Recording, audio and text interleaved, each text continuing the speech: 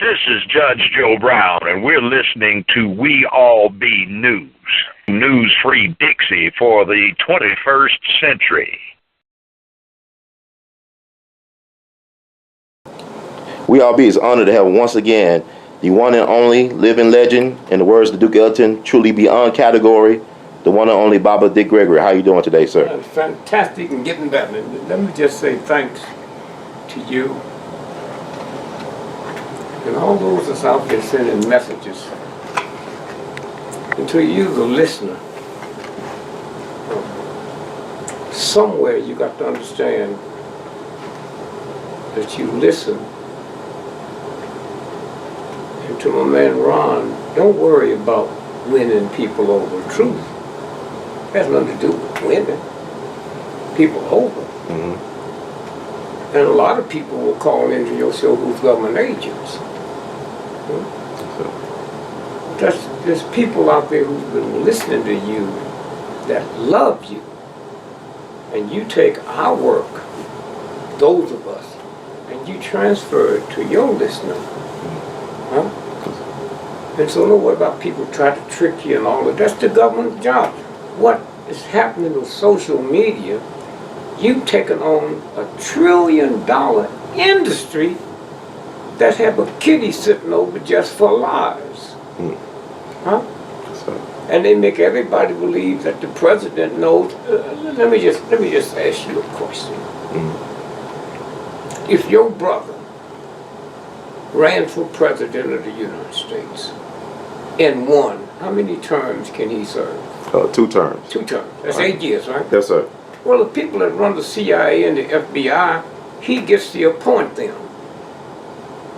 That's just 2 terms. Mm-hmm. The people that run those agencies have been there 40 years. They got 2 sets of books. Right. Huh? I mean, if they'll shoot Kennedy in the head, what do you think they'll do with changing a book?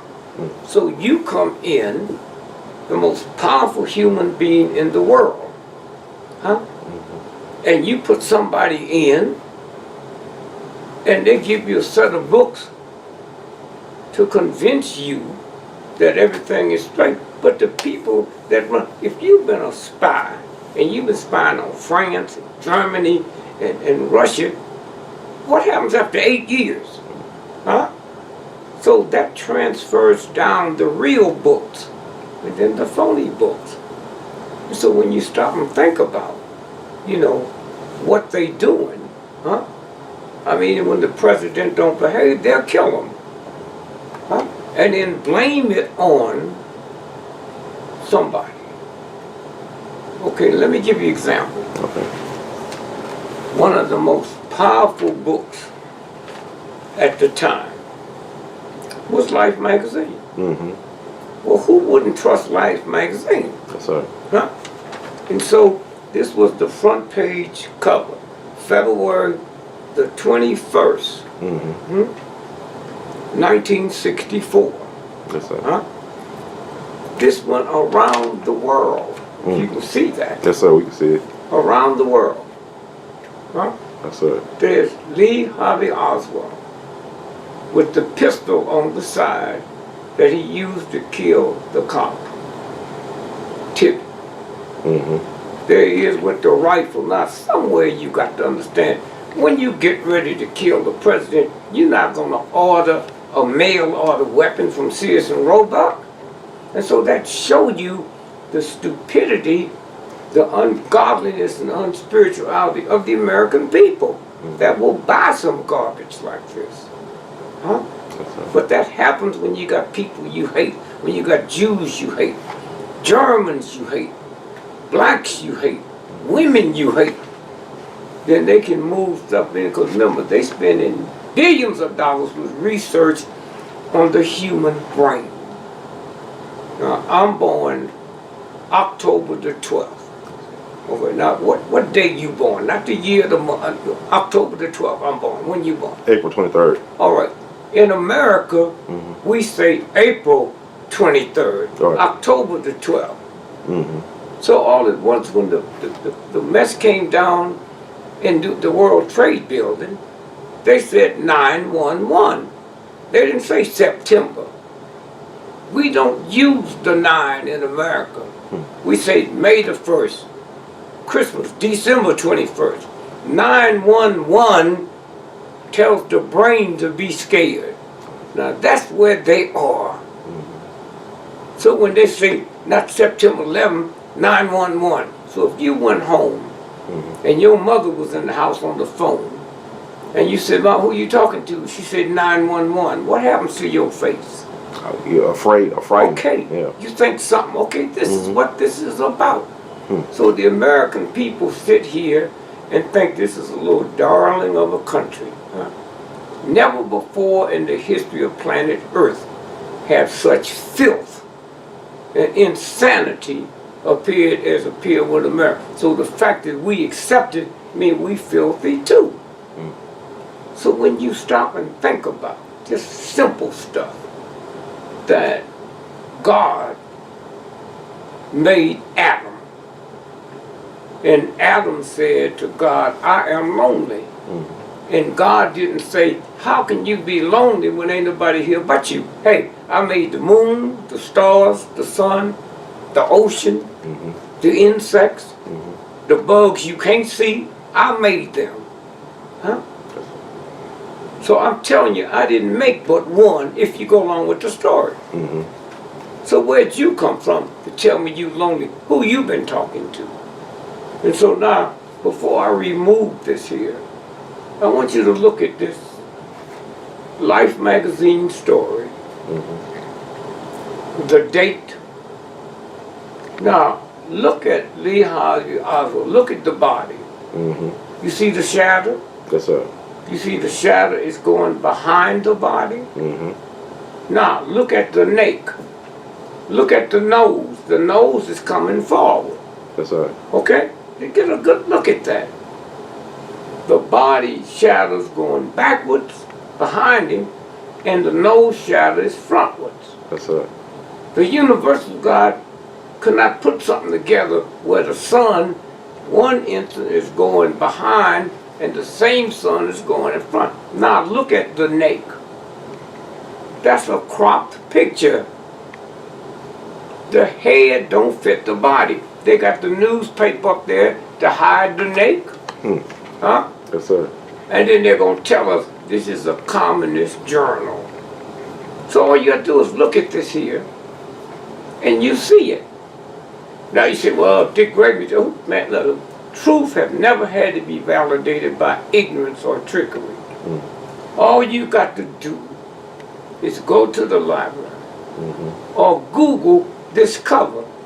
Now if you think I got this much power, well, I can trick every cover on Life magazine around the world, then I'm going to be honest with y'all giving me too much credit.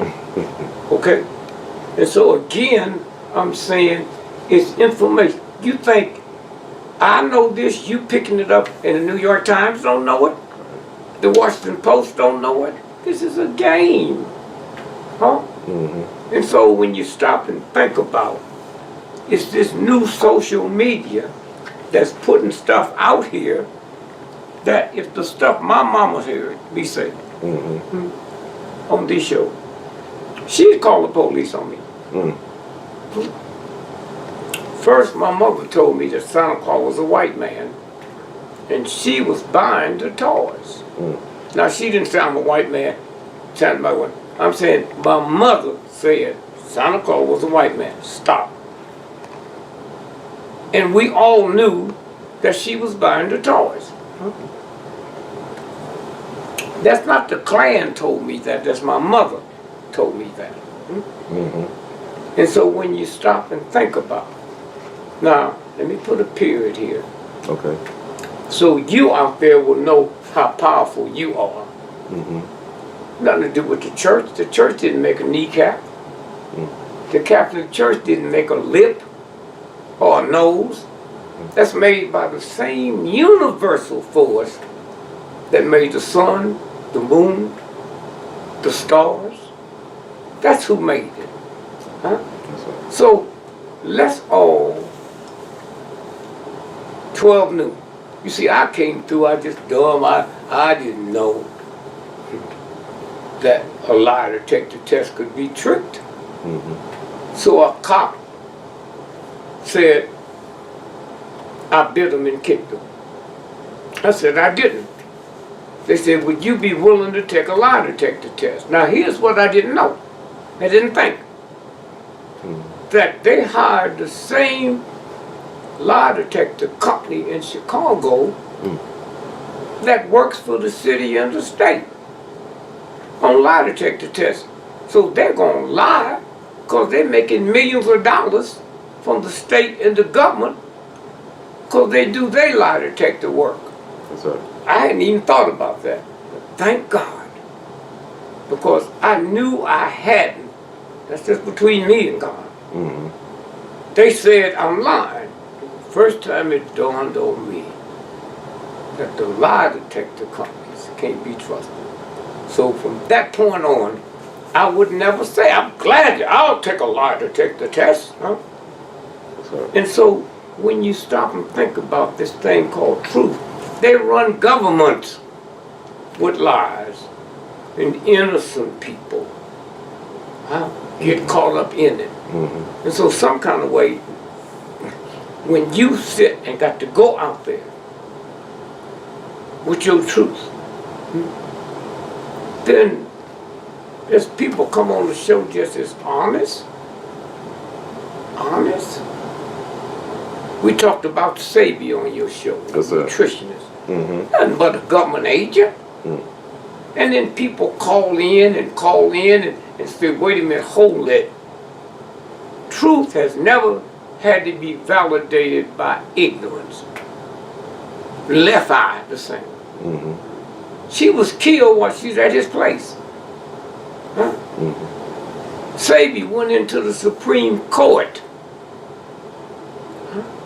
and handled his own trial barefooted and won. This is a game. And so the question nobody asks is first, let's say he was in what, Honduras? Yes, sir. Where'd he get the money to buy a facility in Honduras? What kind of crap did he have to go through for insignificant, no businessman to buy land to open up a clinic? These are the things. And people got a right to be fooled. Ain't people fooled with America? How long was I fooled by America? Stand and salute and all that. And go through all the changes. And then you got the brother out there that didn't stand. Colin Kaepernick? Yes. Okay. Well, wait a minute. How do you react if you're in a wheelchair? How do you react if you're born with no legs? Now, I didn't know nothing about protests, and I'm qualifying that with this. When I got into the civil rights movement about no killing, I stopped singing the Star Spangled Banner. Why? They talking about dropping bombs on people, and the bombs burst in air. Right. Well, wait a minute.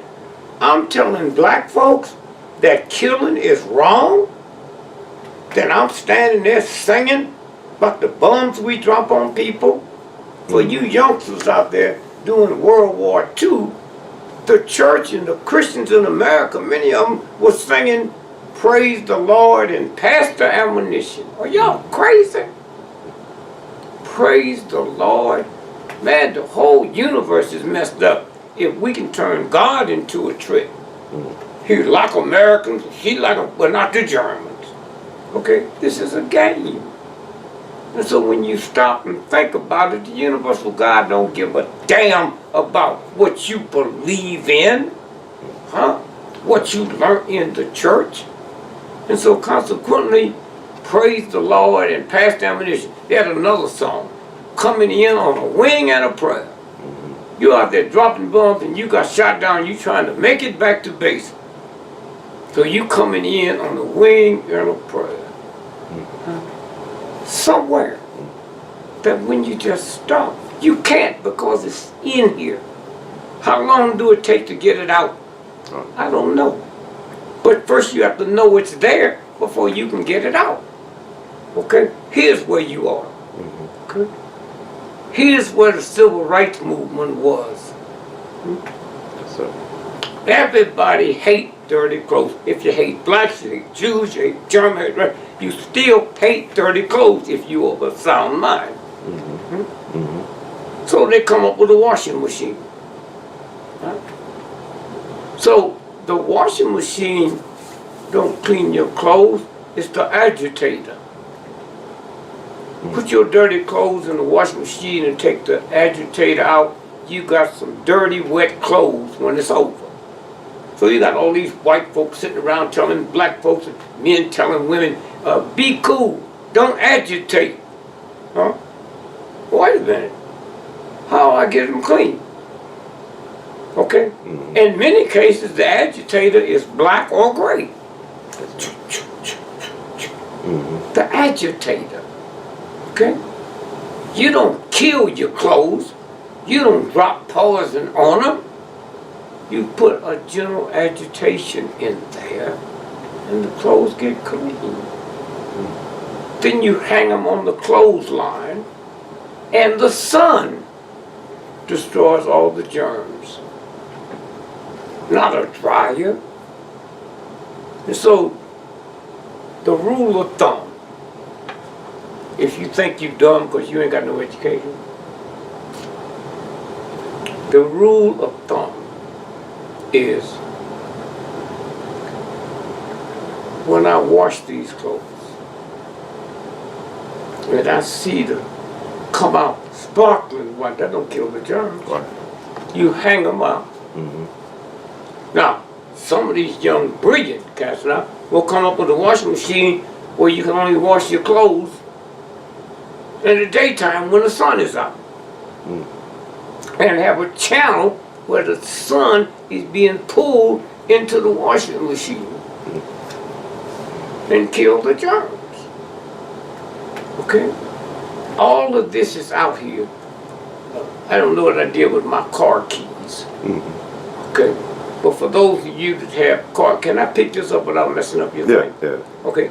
So you go in your pocket and you take out your car keys. And you, on the way to the car, you punch and the engine comes on. Now think about this. This little piece of, now you can take your car keys and leave Memphis and walk all the way to New York, New York all the way to California, and you can push the button that turns your car on, and you can walk from your house to Memphis, to California, and no car engine will come on but yours. I mean, think where they are technology. And you nuts sitting out there running all this game down and don't know how much money. We talking about a toy, that can turn no other car on but yours. I mean, think about that, okay? And then when you sit around and have somebody tell you, if a woman tell you, we don't want to believe her, If a child tell you, Mommy, the basement's on fire, Oh, get out of here, boy. Where you get all that crazy, okay? Or stay there and burn, okay? And so again, the whole bit. I mean, you're horrified when they tell us about how dumb, stupid. God ain't made no dumb and stupid people, Now let's look at those people. Go to Walmart. Yes, sir. Count everybody that works for them. How many of them been to college? How many of them finished high school? Count them. But yet they have thousands, hundreds of thousands of products. You can go in there tonight and say, I'd like to know where the baking soda is. And that person who we think is dumb will say, well, it's aisle 17 down towards the bottom. When that person get done? I went to a doctor to get some tests, and the doctor looking for his stethoscope, and he got it on. That's right. No, you need to go to Walmart when you lose something. Or go to the Nation of Islam. Man, I went to the mosque one time, and you got to be searched to go in. They found something in my pocket I've been looking for 6 months. But all the stuff you can get past the airport, and all of that. And so again, we saying that as you walk through this, we let them go too long. Huh? You got all those social, you got the left wing social radio and the right wing. How you know the right wing is right wing? How you know that's just a trick? Let me tell you what I like about Rush Limbaugh and them guys. When them radio stations started coming on, you didn't see that hatred in white folks from it. It was still there. You didn't see it. Why? Because they had their spokesperson. It's like you go to court, they accuse you of murder. Maybe you did it, maybe you didn't. But your lawyer is there to defend your position. And then next week, he's defending a client that's up for murder. That's what these shows are about. Right. Their position are the position of the people out here. And they love to hear it. Okay? So all you got to do is say da da da da da, da da da da da, and they go for it. And so again, when you stop and think about what they tell us. So people, social media, me and Mark Lane and a whole lot of people out there, we ask the same questions. Huh? How them little punks? Huh? Learn how, you see the World Trade Building. Right. When you're doing 700 miles an hour, it's smaller than my finger. How they hit it on the first strike? Huh? Case closed. How they hit them? And then after you all put the stuff out here, then they come through and say, wait a minute, they went to simulator school. Simulation school? You have to learn how to use a simulator. Oh, what school? The one in Florida. We checked that out. That's Warren Buffett owns that. Right. Huh? Well, if somebody's lying on Warren Buffett, he's powerful enough and big enough that the government should check him out.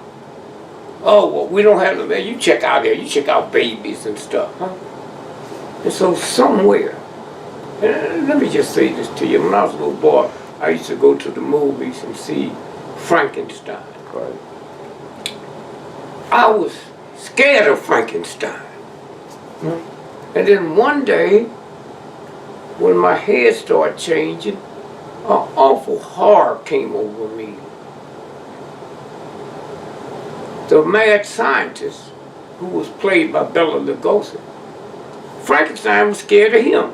I didn't have enough sense to be scared of who the monster was scared of. So I look at America. If white folks scared of me, and I'm scared of white folks, and you ain't got enough sense to be scared of who the white folks scared of, you so busy being scared of me, go and look at Frankenstein. And the mad scientist say, go Igor. He say, no, no. He always said no.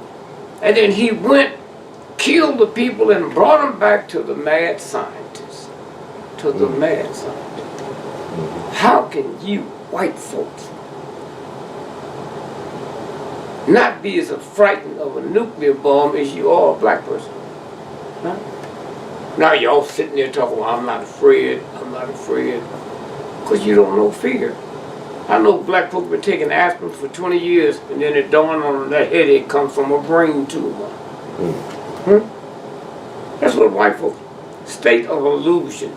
Mother said, nah, my son couldn't have killed nobody. Not my bozo. Oh, that's the name, bozo. And so when you stop and think about it, oh, honey, honey, honey, honey, oh, honey. Do you know more people die in America every day from honey than cocaine? Did you know that? That's why they tell, the doctors tell you, little children don't give them honey. So what's wrong with honey? Well, the bee goes out and gets honey for the queen. But on the way back, it stops and gets wild yeast. So when they take honey from the bee and they strain it, the wild yeast is not there. So now what happens? The bee brings the honey back, Stops by and gets the wild yeast, and it's for the queen bee. Honey is already pre-digested, so it goes directly to the bloodstream. Huh? And it throws the blood sugar off, the brain detects it, and it throws in insulin, and they got to put so much insulin in, you die from the honey. Okay? Now, how you going to convince people that's been using honey all their life? You know, the other thing is, if the Bible says eternal life, then somebody got to break down to me what the word eternal, because I thought it was forever. That's right. I thought it was forever. So all at once we sit here all messed up with a system. Black folks been here billions of years before white folks. Well, how do you prove that? All the stuff that we wrote, the scientists done took it over now. And they got scientists to back up they lie. That's right. They lie. And so consequently, as you reach and you see the whole wisdom thing, you born with that. Huh? So the other day, when I talked to some folks in Europe, they said the story broke that Hillary dead. Hillary, oh, is she? I heard it. I heard it 2 days before it happened. So they saying that when she got sick and went to her daughter's house, when she came out, that was somebody else. Yes, sir. All over social media, that's being discussed. Yes, sir. Well, they got doubles.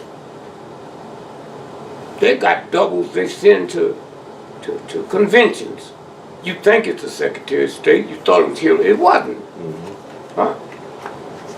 So this is what's out here. Now the government got to deal with that. Of course, they know there's some folks out there, including them. The government runs right-wing stations so they can lie the other lie. But there's an order in the body that after you've been listening to people for so long, you can feel the truth. You're born with the truth.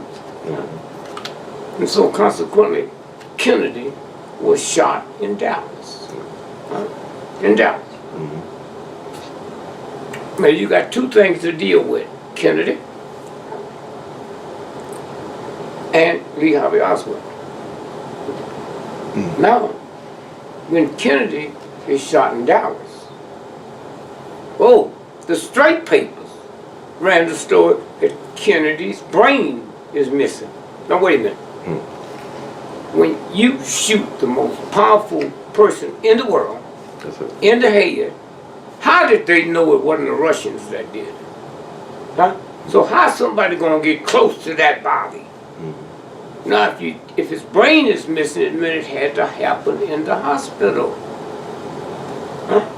You didn't go in his head in the ambulance, he went in the car he was in. Now watch this here. Kennedy's procession turned on Elm Street. The book depository that they said Lee Harvey Oswald was in was on Elm Street. That decision wasn't made to go down Elm Street until 30 minutes before he was shot. So how did Lee Harvey Oswald know to get a job at the book depository 6 weeks before Kennedy was shot? How did he know Kennedy was come that way when that wasn't on the schedule? Now let's put a period there for a minute and come right back. What's up? When King was shot on the balcony, you had 5 people on that balcony pointing up. Wait a minute. Do y'all know anything about how fast a bullet is moving? The bullet had already hit him before the sound catch up with you. So how did they know where it came from? I mean, think about that. How did they know? And the other thing, the human part. We sitting here filming this show. If a bullet come through this window, we're going to hit the floor. Right. I think you're right. How did they know it wasn't going to be another shot? How did they know that? Huh? King is on the ground. When they show these pictures, you see him on the ground. Nobody's leaning over him saying, King, King, you okay? Not once. They point. Huh? No. The whole bit out here, that the great thing about when ignorant folks do something, they love to tell them. Huh? That's why a woman said, if I have sex with you, you're not going to tell them. Oh, man, when I was out there, I told people before I even had them, you know, I'm going to see Mel with the day man. Wow, you see, you know. Now watch this here. You got ignorant folks, Klan, White Citizen Council. 2 days before King was shot, there was word out, King gonna be shot in 2 days. What we like for you to do is know all first responders can only take him to one hospital. That one sit up waiting for him. What do you mean? Well, he might not die on the balcony. So if he's not dead, that hospital know what to do. Well, King didn't die on the balcony. When he got to hospital, he was still alive. So what did they know to do? They smothered him with a pillow to death. Smothered him with a pillow to death. All right? Now, them crackers was out talking about it. They had another group in the hospital spit on him, called him nigger and all of that. Well, there was a whole lot of people in that room, and all white folks see something. They got 2 things to do. If they're Christians, they can wait 50 years, and they think they're old enough to die, and they want to go to heaven, so they're going to seek out people like you and me, and show you the pictures. Huh? That's right. Show you the pictures. So there's always been pictures circulating. When the story broke 3 weeks ago, I called Martin Luther King III.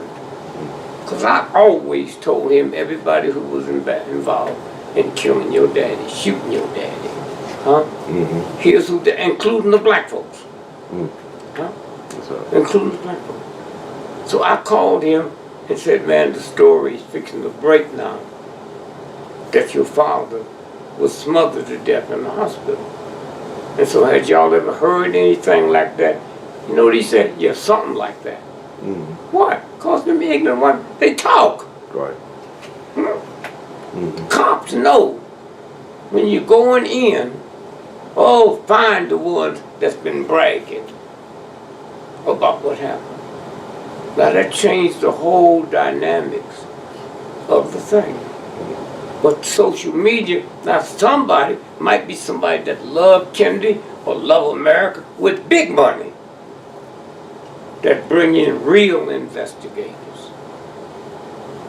I had North Carolina hired some of the most brilliant researchers in the world to do a thing on GREgory.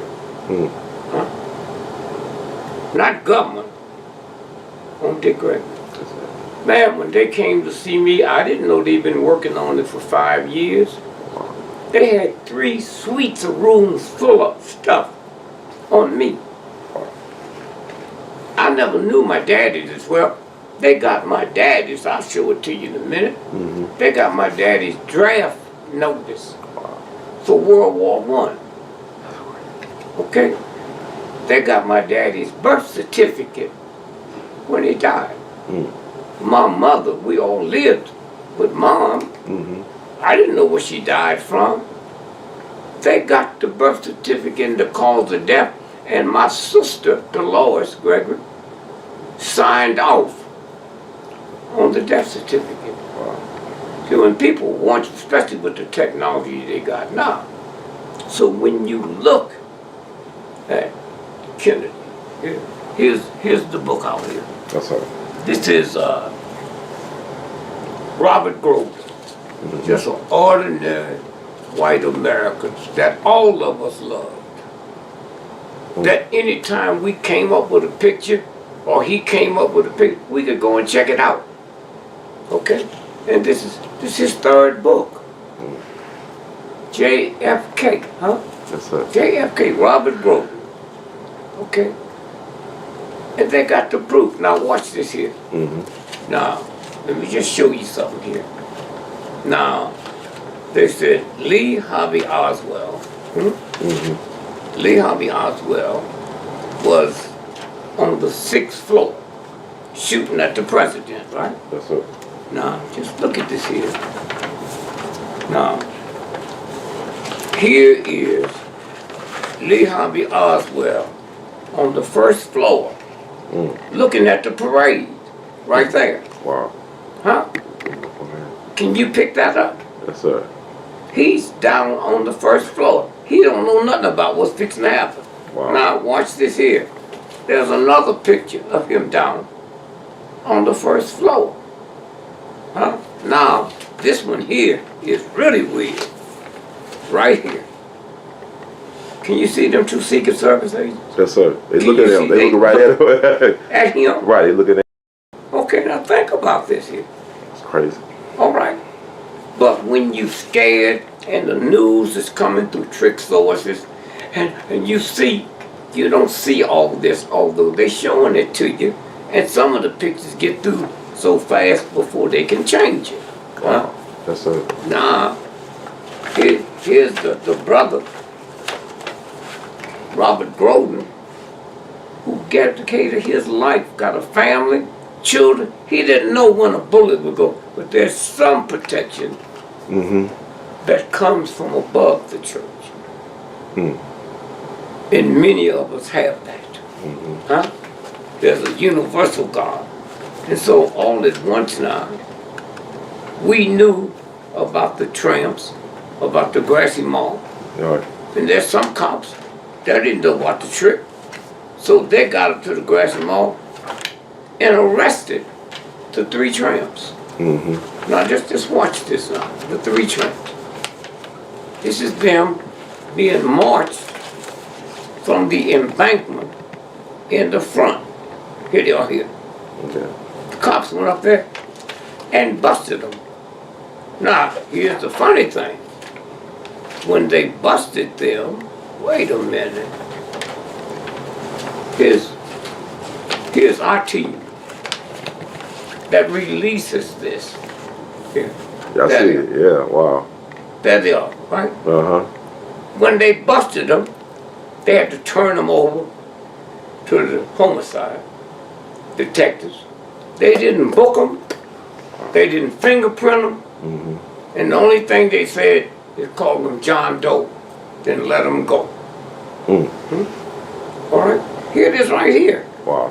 Huh? Now, watch this here. Here's the 3. On this end, E. Howard Hunt. That's right. CIA. Frank Sturgis. And Frank Sturgis is here.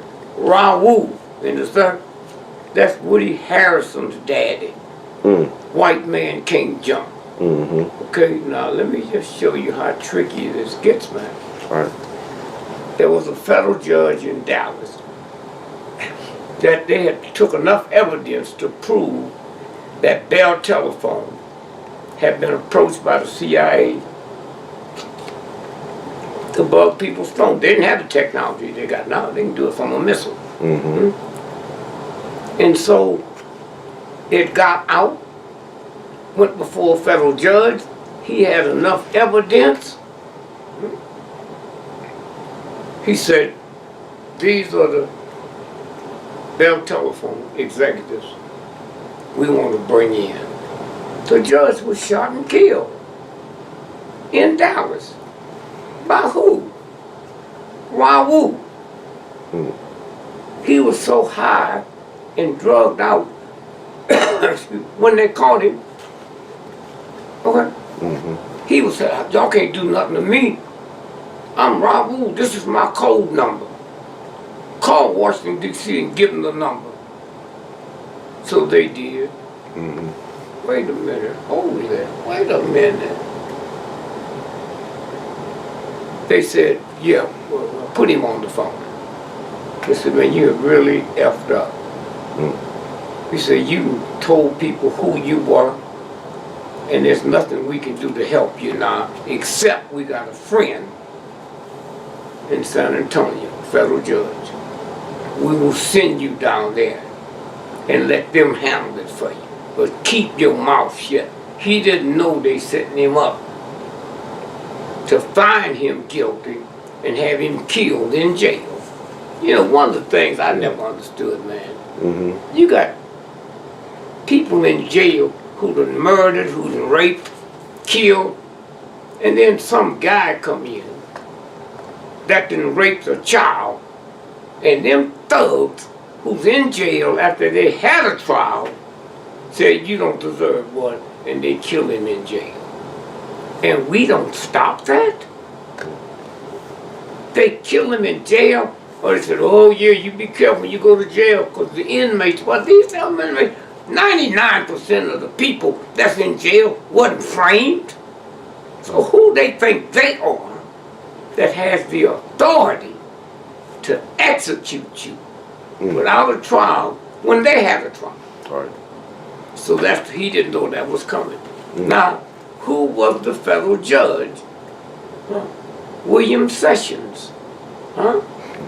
William Sessions, not just the federal judge, but he went to school with the judge that Raul killed. So now, where's William Sessions now? Oh, his reward, he became head of the FBI. Mm-hmm. Okay? Head of the FBI. That's your reward. And Raul didn't know he would die in jail. Mm. And so again, I'm saying, this is what you, now we had something that happened that was so incredible that to this day, I don't understand how what I'm fixing to show you in the book. Now remember, Robert Groden got 3 volumes of this here. Mm-hmm. You need to look at it. I definitely am going to look at it. Wow. You need to look at it, and we need to get Robert Groden on the show. Yes, sir. Huh? Now wait, let me just find this here now. And I don't know if we can get Geraldo on the show, but Geraldo did something. He should go down as a great American, whatever that means. And here's what we were able to do. We was able to get to Geraldo when he had his night show. Mm-hmm. And brought the film showing the president being shot from the front. Mm-hmm. This is his show. Mm-hmm. And for the first time, the world got to see. And the world haven't been the same ever since. Okay? Somebody needs to ask the question, but all them shooters down there, how many other people were shot? Maybe 14 was killed. Mm. So this is what we talking about. In America, the Germans didn't know what Hitler was doing. Huh? That's right. But they found out. And so again, you say there's people in this country. This is the new book on King. Mm. A lot of information in here on King. And so when you think about this book here, Mm-hmm. Dr. William Pepper, Dr. William Pepper, Mm-hmm. we looked at this here, and wow, most of this here, me and Mark Lane did. Mm-hmm. Now, are we trying to claim? I don't need no claim, no damn credit. Huh? So all at once now, this book talks about him being smothered in jail. Mm. And so when you think about, the book is The Plot to Kill King. Right. And so again, I'm saying that when you look at what they do, here, this here, we need to do a whole show on this. This is military intelligence that set up the killing of King. Here's the document. Wow. We got hold of the document before it got to the general that was supposed to exercise this. Huh? Yes, sir. You saw it coming. All of this here. Every bit of this whole document. They sent a team of military people in on March the 28th. And they came out April the 12th. Why? They had to send them in to case it. They had to leave them there in case somebody saw something they wouldn't see. They had to take him out. He was shot on April the 4th, but the team didn't move out until April the 12th. Anybody else we got to kill? Huh? And so again, when you stop and think about, you know, here's GREgory. That paper at one time was probably the third most powerful paper. The Chicago Tribune. The date. Can you see the date on it? It's Friday, March the 10th. Wait, slow up. Excuse me. Friday, March 10th, 1978. Headlines. FBI memo, use mob against GREgory. Yeah, that's Hoover sent the memo to the old dog, nasty head of Chicago Bureau, Johnson. I had the copy before he did. The Chicago Tribune ran it. All right? Can you see that? Just hold it there. Just hold it. If you don't mess up your rhythm. Can you see what the headline says? It says, the FBI memo, Yes. use mob against GREgory. Okay? That's Hoover. All you punk thugs out there that think this is American and this is that, you going when the wagon come too. What's it say? Use mob. What's it say? Use mob against GREgory. Go ahead. And read it, okay. The late J. Edgar Hoover ordered the Chicago office of the FBI to develop measures to neutralize. That's their code word for kill. Right. Black comedian GREgory, and suggested the measures could include alerting La Cosa Nostra Yeah. to verbal attacks GREgory had When made. GREgory stands up and say every night who Hoover is, Right. how hard the FBI have been training Hoover to be hard on homosexual, and he's living with a man. Right. And all that craziness. But now the funny thing, what's the headline say again at the beginning? FBI memo. Go ahead. Use mob against GREgory. Who said that? FBI. But who? What's head of the FBI? Hoover. J. Edgar Hoover. I'm alive and he's not. Right. That's right. That's good. Yes, sir. I'm still here. Yes, sir. He gone. Yes, sir. Okay? And so again, I'm saying that we see it happen every day, but y'all ain't nothing but chumps. Now this is incredible. This is a story. Okay. If you can hold it and the people can see it. Yes, sir. This is a story out of, you see the headlines? Yes, sir. What's it say? It says French Village. Now wait a minute, this happened in the early 50s. French Village, what happened? French Village went insane after CIA spiked its bread with LSD. Now, the CIA probably owned the company, hold it there, Hold it, okay. that made the bread. Mm-hmm. So the French, these are white folks, right outside of Paris, was eating the bread and going crazy. Oh, they thought there was airplanes and jumping off mountains. Go ahead, the next sentence. Okay, Yeah. for 50 years, residents of the French village of Pont Saint-Esprit have tried to understand the cursed bread incident, a moment of terrifying mass insanity and hallucinations that left at least 5 dead and dozens in asylums. Now let's go out Okay. and sing something. Yes, sir. Okay, now let's go back and read something real slow. Okay. That you said. The cursed bread. Yes, sir. Go ahead. So read from there. You know, up. Okay. For 50 years, residents of the French village of Pont Saint-Esprit have tried to understand the cursed bread. Now, go back and read this. If they had that 50 years ago, what do they got now? Now read that, but change it to the black community. Of the blacks walking around killing black men. Just change that into place. Not read it, but substitute that. Today, residents of Chicago have tried to understand the cursed bread incident, a moment of terrifying... Okay, so now they do it with air. Right. They do it with satellites. Wow. They do it with chemtrails. Mm-hmm. And so everybody talking about black folk killing, white folk love that. Right. Black folks killing black folks. Well, hey, wait a minute. You ain't gonna get off. I left my house 2 weeks ago for a trip and slapped my wife on the butt and said, see you later, baby. I can't slap your wife on the butt. That's family. Okay? So here, let me hear it again. Okay? 50 years ago, this happened. It was longer than 50 years ago now. That the CIA was putting a form of LSD in the dough that they make the bread with. Wow. They do it now in the black. You ask yourself a question. If these Negroes are so bad, huh? Then how come they ain't killing white folks? Huh?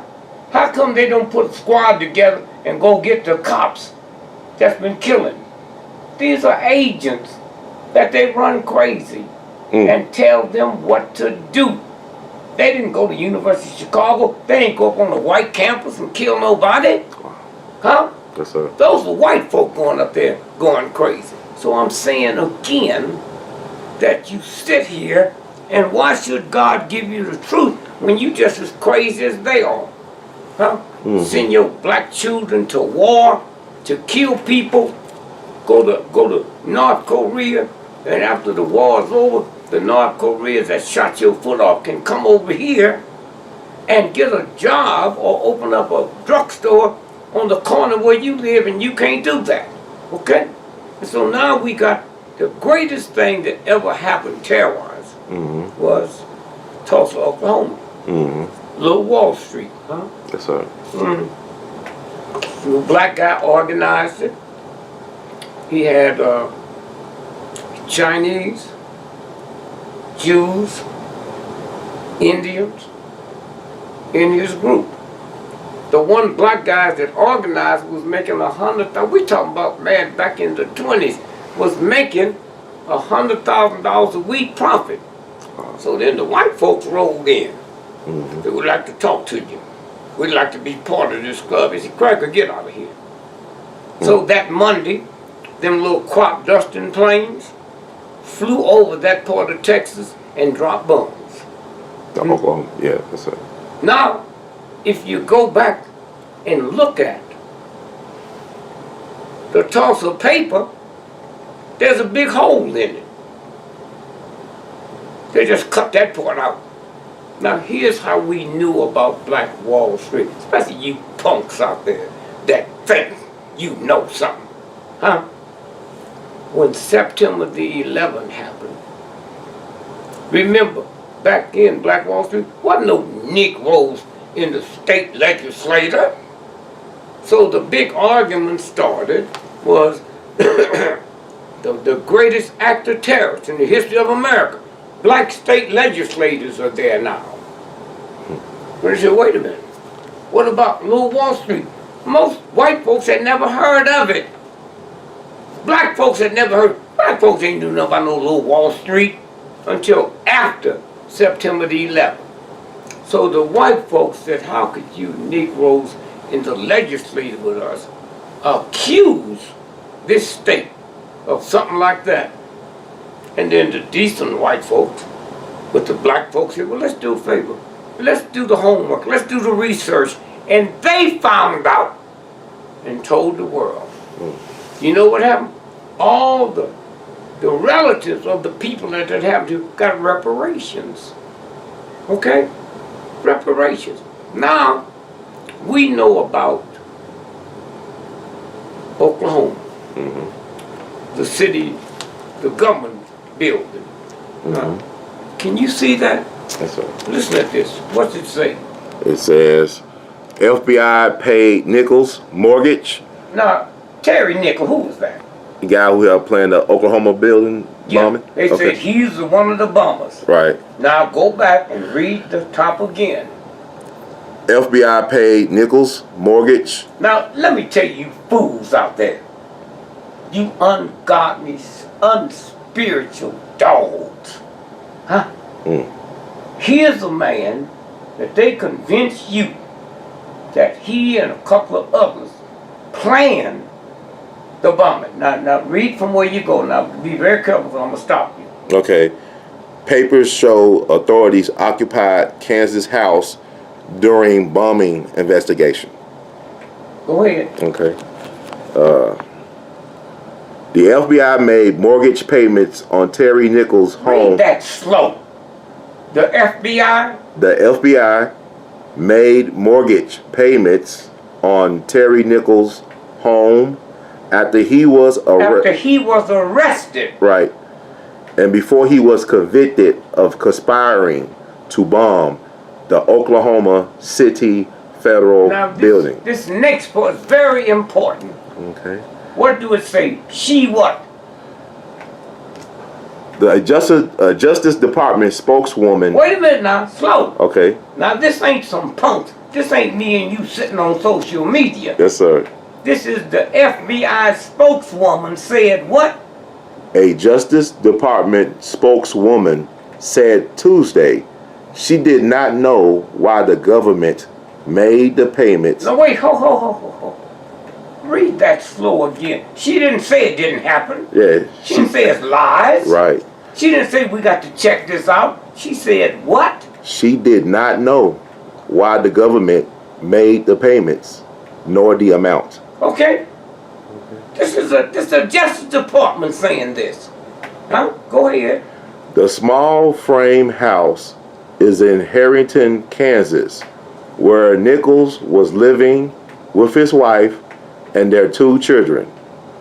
When the Alfred P. Murrah Federal Building was blowed up. Okay, now I got another copy that when we do this again slow with a team of folks. Yes, sir. Said we got this out of court documents. That's where it came from.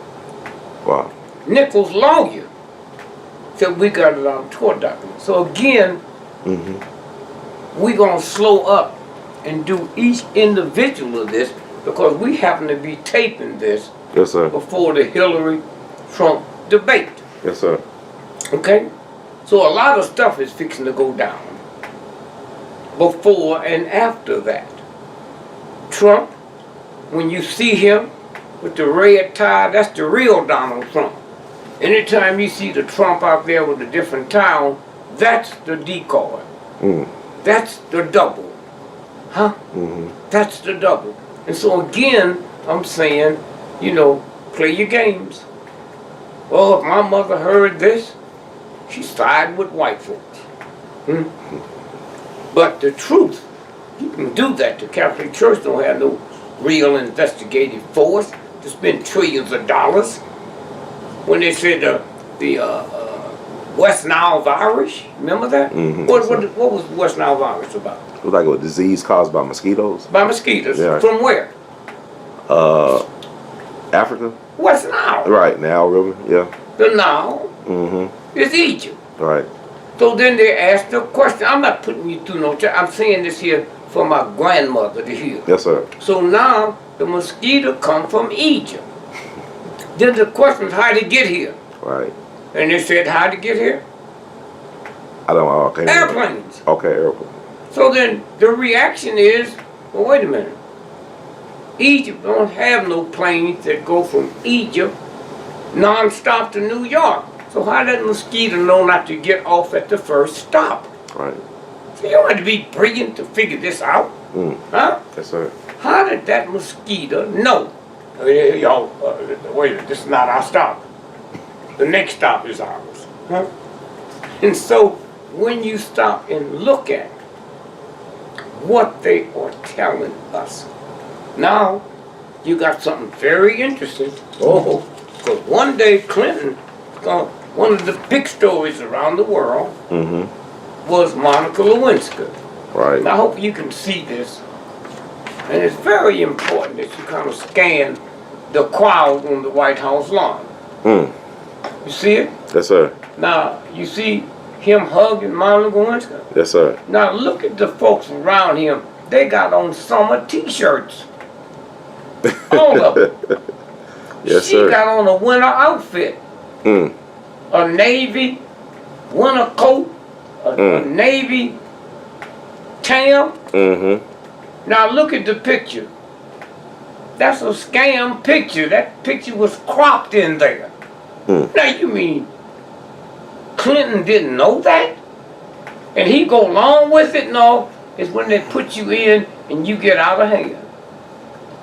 They could have took him out because they already voted to impeach him. And then he did what they wanted him to do, and the Senate didn't move on it. America the beautiful. And so again, now, you know how valuable it's going to be 50 years from now? This show. Because now real people born that's going to do the research. And there it is, right there. Yes, sir. Now, it's organ stealing. And this here, white folk, you can shut your TV off for a minute. Now, if you Google the New York Times, Yes, sir. and here's the about the just Google. Now wait, Google 1.5 million black men is missing. New York Times. Now, what's that say? Show them to the folk they can see it. What's the date on it? The date is it's April 20th, 2015. April 20th, 2015. Yes, sir. Right? Yes, sir. And the headlines? The methodology: 1.5 million missing black men. Now, missing don't mean they in jail. Right. Missing don't mean they ran somewhere in here. Yes, sir. That's the organ still. Now, what's it say there? It says our analysis of the number of missing African American men relies on the 2010 census, the government's most recent attempt to count all residents. The census also contains counts of people in prison and in other institutions, such as homeless shelters. Now wait a minute, now wait a minute. If they in prison, they ain't missing. Right. Huh? Right. If you take me from one jail and put me in a Chicago, Cook County jail, I'm not missing. Right. See, that's how they do what we call gobbledygook. They put it out there and then leave us a little fuzz. So that's all. Okay. That's all. And especially you black folks that think you don't know a damn thing. And if I had my way, I'd take all you black folks to Germany and let you study. Did Hitler let the Jews know what they was doing? Was Hitler, well, why you black folk think you part of the government? Why do you think you part of this nasty, vicious system? Okay, I was looking for something that, here, Yes, sir. look at the date on that is what?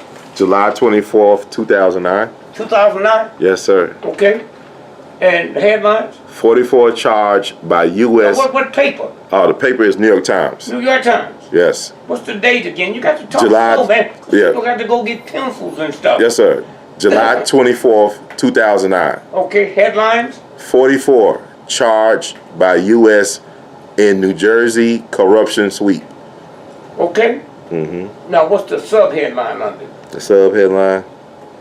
That might be It don't have one. Just okay, go now to the story. read the first paragraph. Okay. A 2-year corruption and international money laundering investigation stretching from the Jersey Shore to Brooklyn to Israel and Switzerland culminated in charges against 44 people on Thursday, including 3 New Jersey mayors, 2 state assemblymen, and 5 rabbis, the authorities said.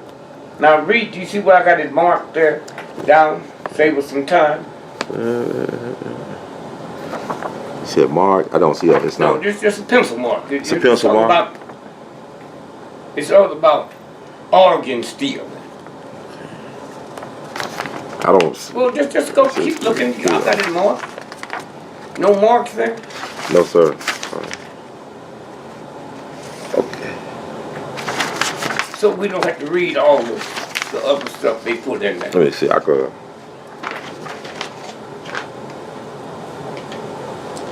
Here. While you doing that, this is New York Times. This is it. Now hand me the other one. Okay. Now this is in L.A. What's the date? The date is May 10th, 1992. What paper is that? Said the New York Times. Okay. What edition? It's Sunday. The Sunday. No, keep on. International. International. Yes, sir. It didn't run in the Sunday. The New York Times. Let me put it out here. The New York Times International. International. Yes, so sir. You didn't get it on your stand. No, sir. Okay. So here's what it says. Now read the first paragraph. Okay. Okay. It says, Los Angeles police differed sharply with prosecutors on arrest totals. Excuse me. Go ahead. Los Angeles, May the 9th, reflecting confusion that has characterized the city's response to the violence that broke out 10 days ago. Prosecutors and the police are giving widely different numbers of riot-related arrests. Now listen what the numbers are. Yes. Okay, let me put this in front of the camera. Okay. Police officials said today that they had arrested 18,000 people from Wednesday night, April 29th, the day the riots began, through this morning, but prosecutors said that they could not account for as many as 10,000 of those people. This ain't me and you sitting around. Right. How many did the one group said was arrested? 18,000. Okay, and then the prosecutor said, but we can't account for what? 10,000. 10,000. Right. Okay, so now where did the 10,000 go? Right. They were shipped from there to Coos Bay, Oregon, to the Coast Guard Hospital where they stole their organs. Okay? Yes, sir. Now that's what this is about. Wow. And so I'm sorry, I thought it must be another copy, the same copy. All right, but it could be, we could find it. People could find it though. Yeah. Well, I'll get it to you. Okay. Well, the whole thing, but then they get back to talking about the organ stealing. Okay. So then, but what I'll do is we'll find that. Yep.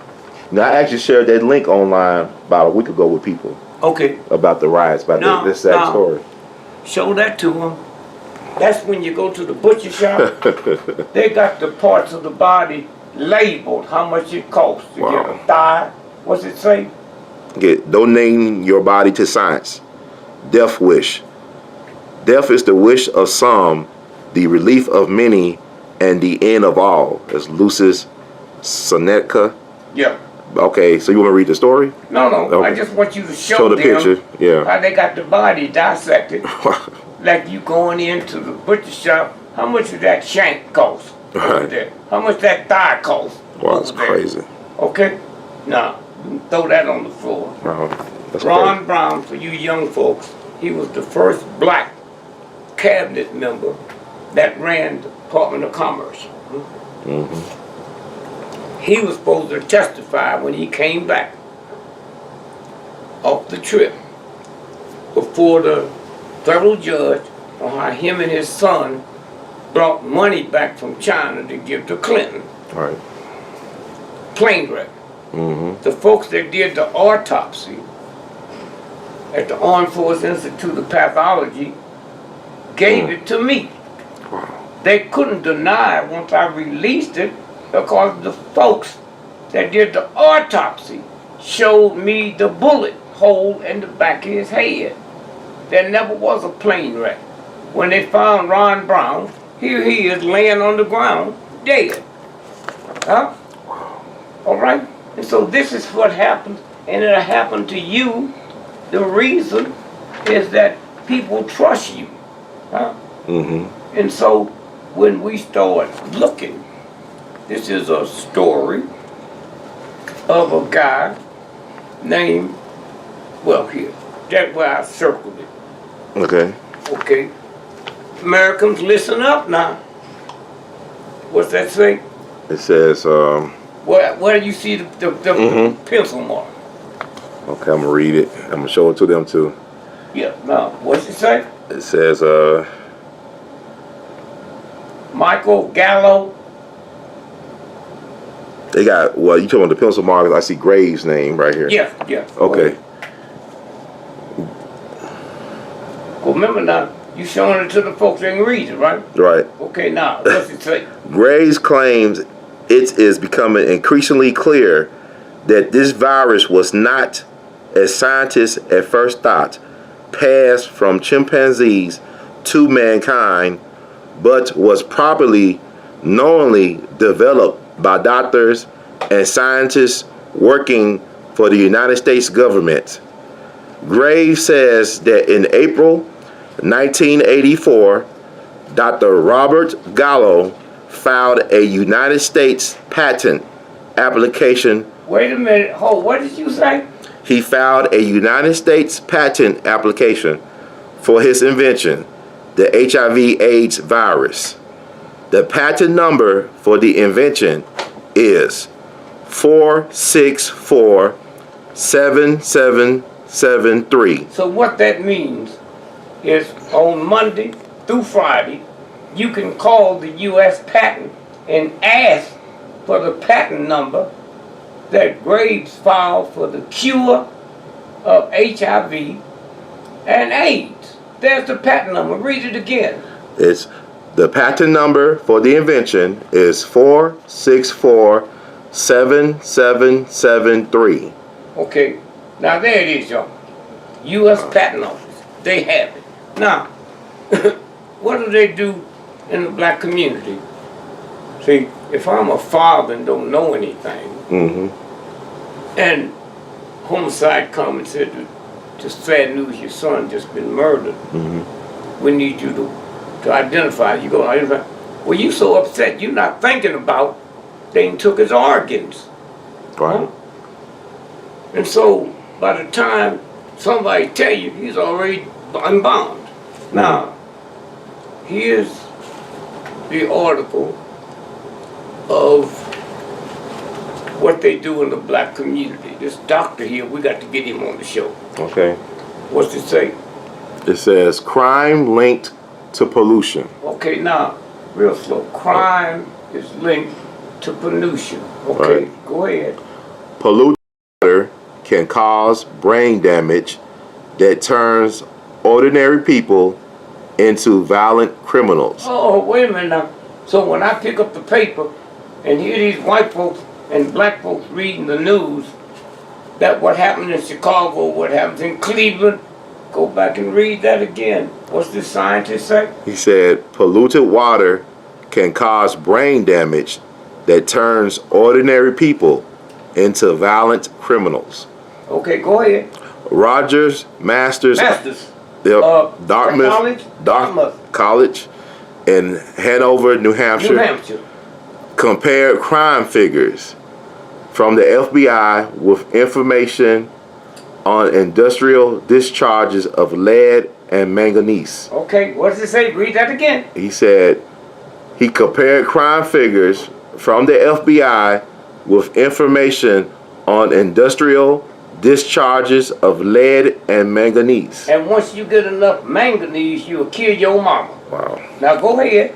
He found a link between pollution levels and murder, assault and robbery. Counties with the highest pollution levels had crime rates triple the U.S. average. So there you go. Okay. All right. So you Americans don't know we are the filthiest, nastiest, ungodly folks in the history of the planet.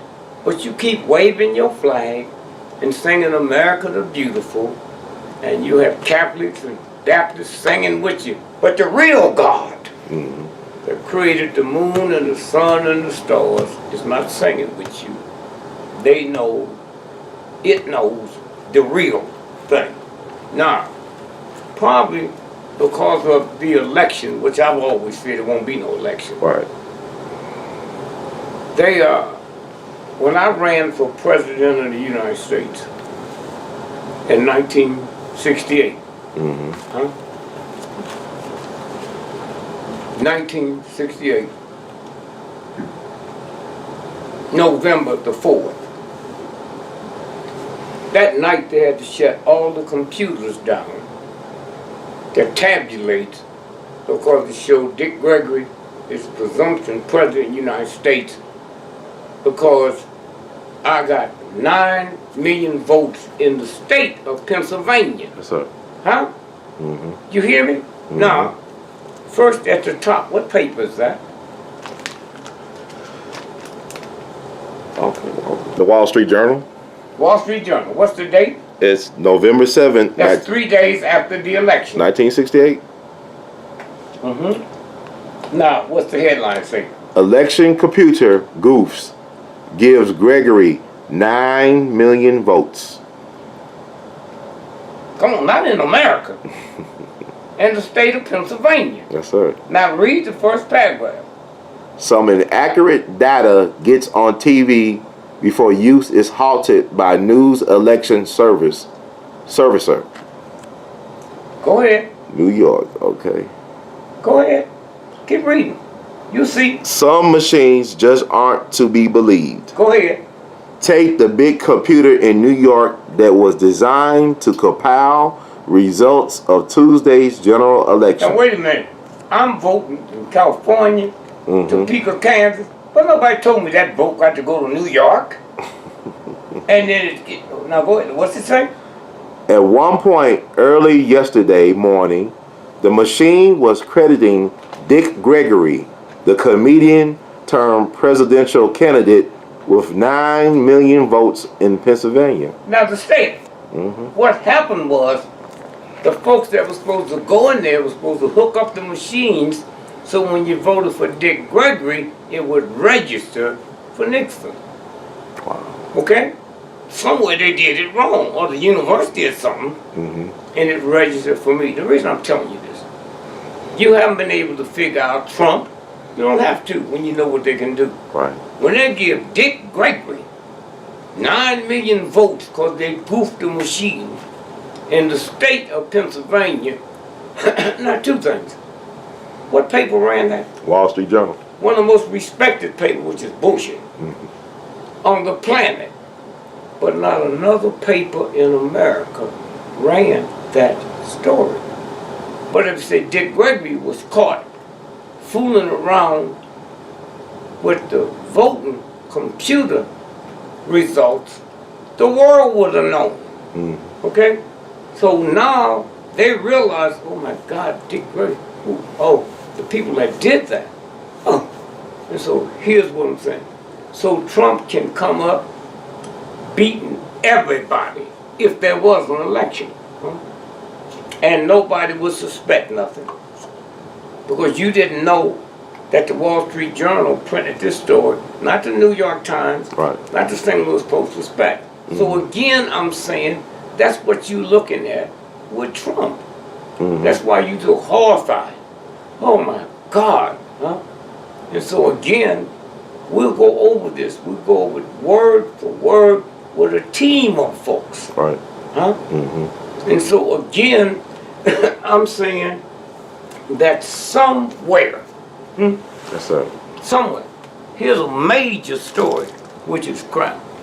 Here's this black world-renowned doctor that ran for president this year.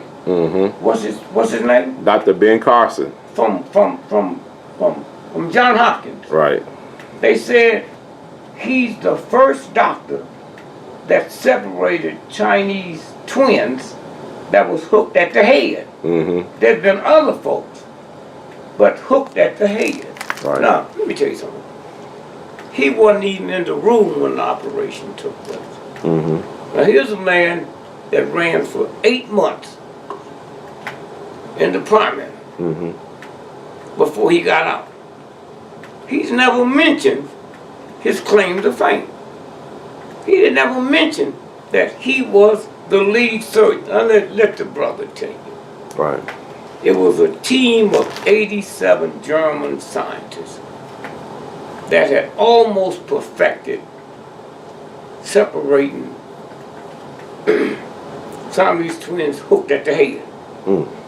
So all at once now, because they snatched this black man,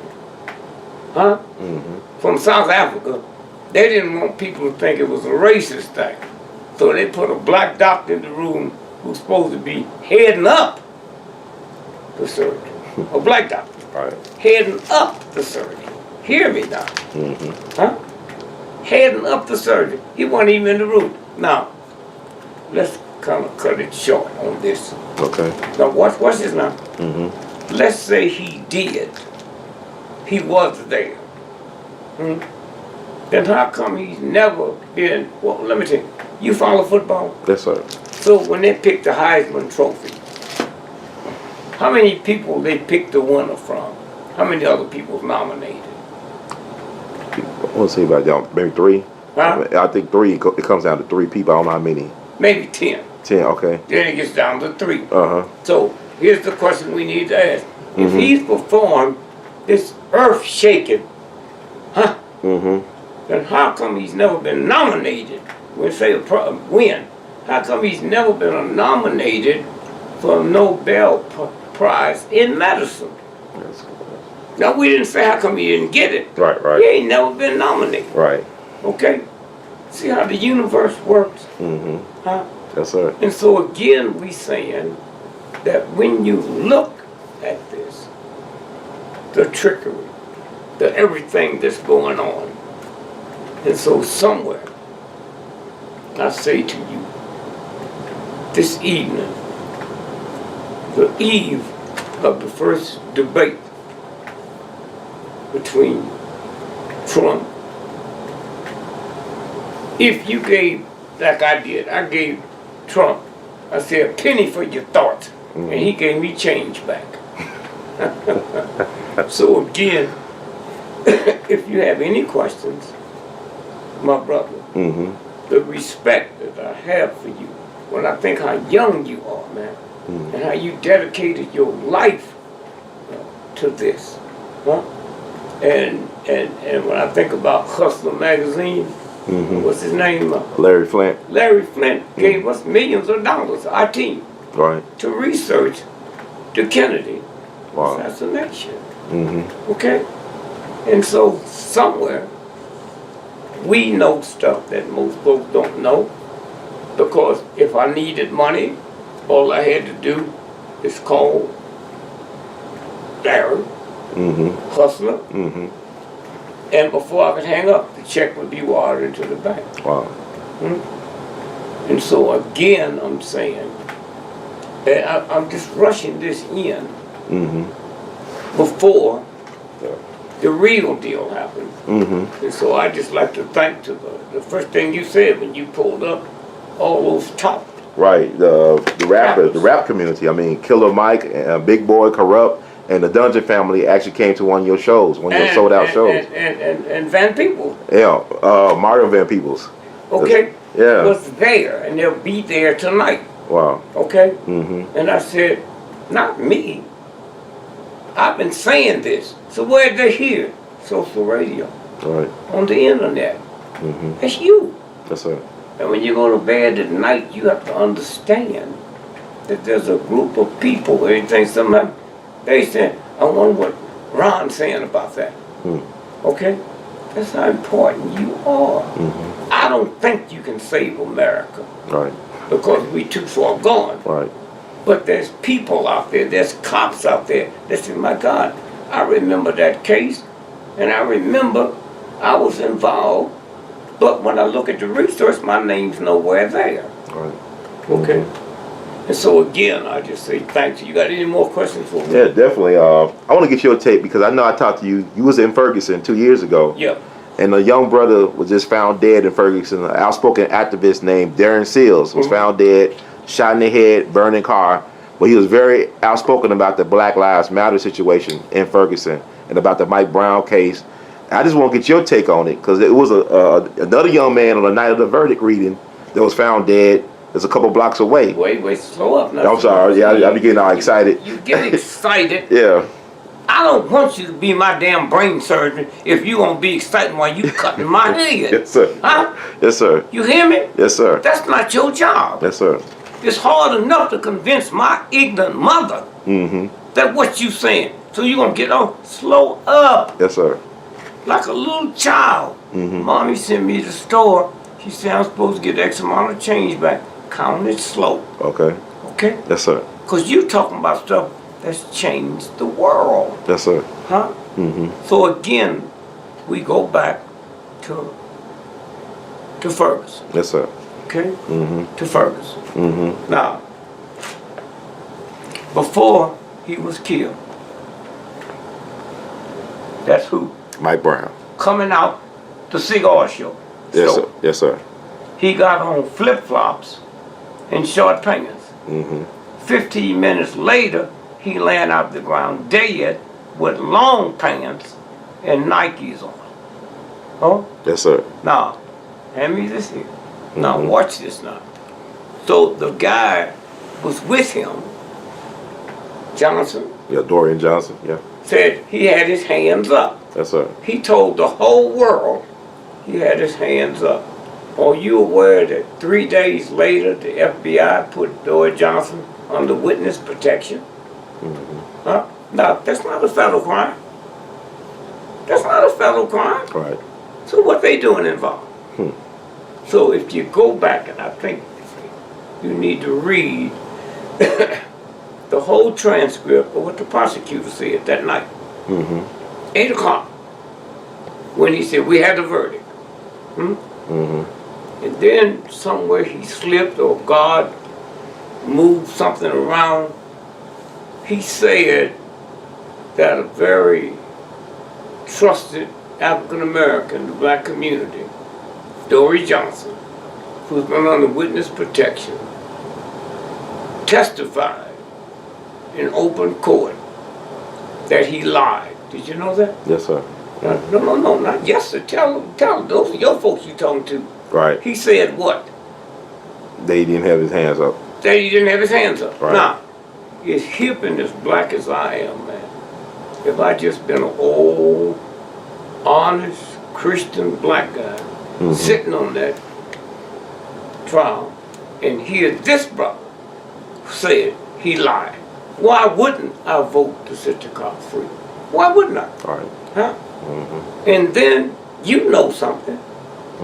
That night, what happened to the guy in the car? They found him shot and the car was on fire. Okay, how far was the car from where the press conference? Not that far away from him. So that means that's in the area where the crime was committed. You mean the cops, everybody didn't have that place locked down? That you kill his best friend? Set the car on fire? Huh? Yes, sir. And few people read about it. The Washington Post wrote the story about it. New York Times didn't. So this is what's going on, huh? And then now, just the other day, huh? What you see? Cause you called me. Yeah, Darren Seals, the guy, young activist in Ferguson, was found dead in the same manner, shot and burned up in his car. The 6th person in 2 years found like that. Yeah. Okay. So y'all have fun, because you just about to come front and front with the real energy force, which is the God, not the person that made noodles or pizza. And so let me say to all of you, hats off to Kathy Hughes. When we did the show together, we put information out there. We didn't have an internet then. Right. Okay? people like you, Darren, Muhammad. You ever talk to him personally? Yeah, he took me around Baltimore about over a year ago. It was profound experience. Okay. Yeah. And so this is what it's about. Carl Nelson has one of the most beautiful shows. So I listened to a good friend of mine, Joe Madison. Right, the Black Eagle. Yeah. All right? Uh-huh. And so again, I'm saying to you, man, that one day when the real God have to tip his hat or its skirt, I don't know if God's man or woman. Right, or could be both. To you and say, thank you. Uh-huh. Thank you. Okay? And so you have to look in the mirror and just understand you ain't no little chump black dude from Memphis, Tennessee. Yes, sir. The universal God reached down out of the billions of people on the planet and picked you. Huh? Mm-hmm. Now, just because America reduces it down to nothing, Mm-hmm. who is America? When the universal God picked, you need to go walk in the park around trees and just sit still and say, why me? Thank you. Mm-hmm. Thank you for giving me this assignment. Right. Thanks for giving me this assignment. And knowing how it works, because people come to you with all kind of information. Yeah. Huh? Yes, sir. Some of Information them overload. were tricks, Right. and some of them are ones that said, wow, I know he can get it out there. That's who you are. Yes, sir. Man, you are very special. My life changed when I realized I didn't have to be validated by white folks with my information. Yes, sir.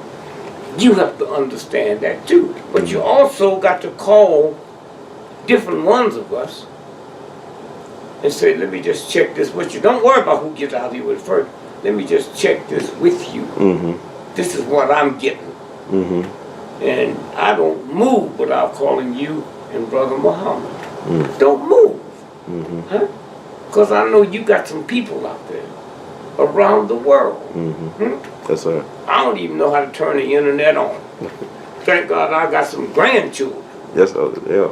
That's That it. I can. So did you have any more questions? Yeah, I mean, it was crazy. Like, I know you had a sold-out show in Detroit, and I had folks calling and emailing me about the incident on the radio show with the judge. And I saw it myself, and I was really disappointed in her behavior. Why? And the station, because she didn't give you a, I mean, it sounds she wanted to play devil's advocate, but she didn't give you a chance to make your statement. Why should she? Right. Huh? Why do I need this woman? Mm-hmm. You know how corrupt a lot of judges have been? Yes, sir. Huh? Mm-hmm. And I need her to be. Nobody who knows GREgory would ever look at her, who the world ain't never heard of. Mm-hmm. Her hatred for black men. Yeah, it came Okay. yeah. So then you say, well, wait a minute now. Mm-hmm. Did she get raped by a family member Mm. when she's a little girl? Mm-hmm. Huh? This her hatred for black men? I'm holding up a document of the federal government's report on killing King. Mm-hmm. And she said, how you know that's true?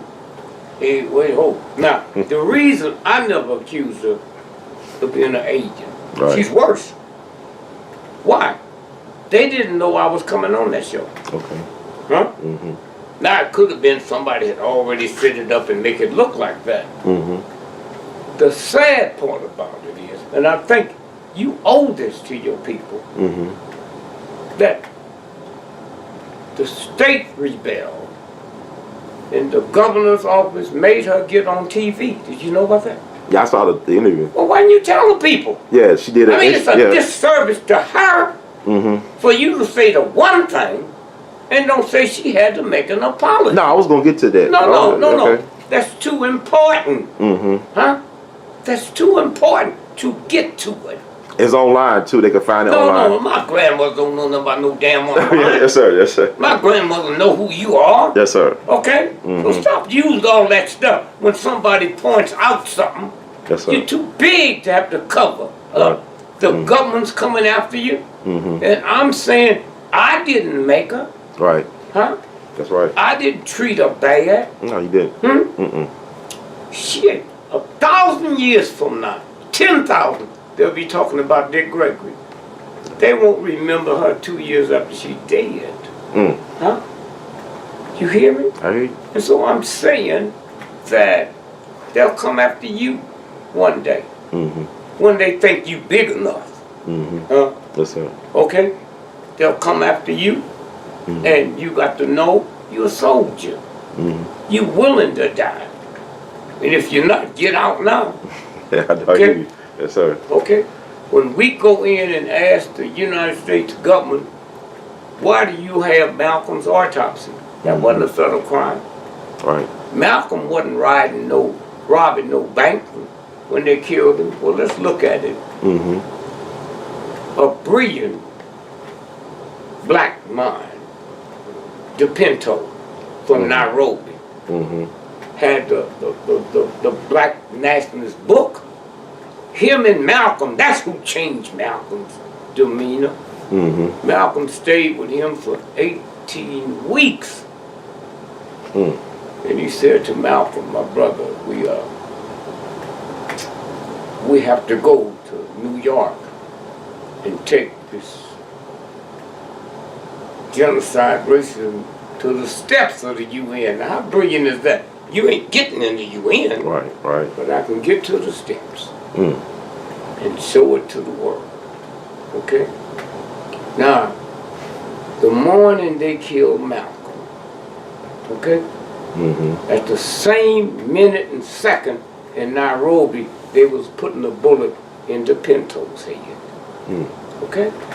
It's very important. Right.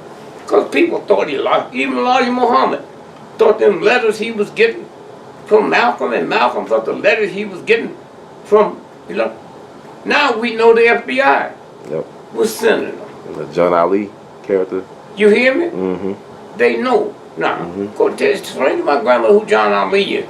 He's close to Muhammad. Yeah, John Ali was the National Secretary for the Nation of Islam and was at one time Malcolm's good friend. But he was FBI, and he's still alive. Yeah, you hear me? Now, Eli didn't know that. Right. So when you sit and you look at it, the greatest nation in the world can do whatever they want to do until you interfere with that timeline with the universal God. America. The one thing you can say about them thugs, the founding fathers. Right. The one thing you can say about it, with all they filth and owning slaves and all of that, they was honest enough to know that come that day, July the 4th, 1776, at noon, they could not declare themselves the face of liberty because they knew how filthy they were. So then they said, what, see that bell over there? Let's call it the Liberty Bell. Let's clean it up tonight, spruce it up, polish it. And tomorrow, at 12 noon, July the 4th, we're going to hit the bell. And as the bell rings, we're going to declare that bell as the face of liberty because we can't beat that. And the universal God cracked that bell from the bottom all the way up to the top. Wow. Now wait a minute now. The universe baffled their mind. All them punks had to do was turn it around. So anywhere in the world where you see the face of liberty is represented by a cracked bell. Huh? A cracked bell. That's the universe. How it steps in and changes things. And so again we say that my little grandson, one of them, 4 years old, he said, Granddad, him and my son lived in the same apartment building at the time that I lived in. Not with me. Right. His own apartment. So him and his dad been out shopping at the health food store. So his dad was taking the groceries upstairs, and he's in the car. Granddad, me and my daddy, we going up and blow up the Jefferson Memorial. And I said, why? He said, because Thomas Jefferson was a bad man. I said, what do you mean? He owned slaves, 4 years old. Right. I said, well, how you know? Who told you? He said, well, my daddy told me we go over to the river and rent our paddle boat. And it's right there at the Jefferson Memorial. So my daddy explained to me who he was. Wow, man. I said, I wish I would have known about Thomas Jefferson at 4 before I got all the accolades, how great they were. Right. He knew at 4 years old that George wasn't nothing, Washington was a piece of doo-doo, Thomas Jefferson, all them founding fathers was nothing.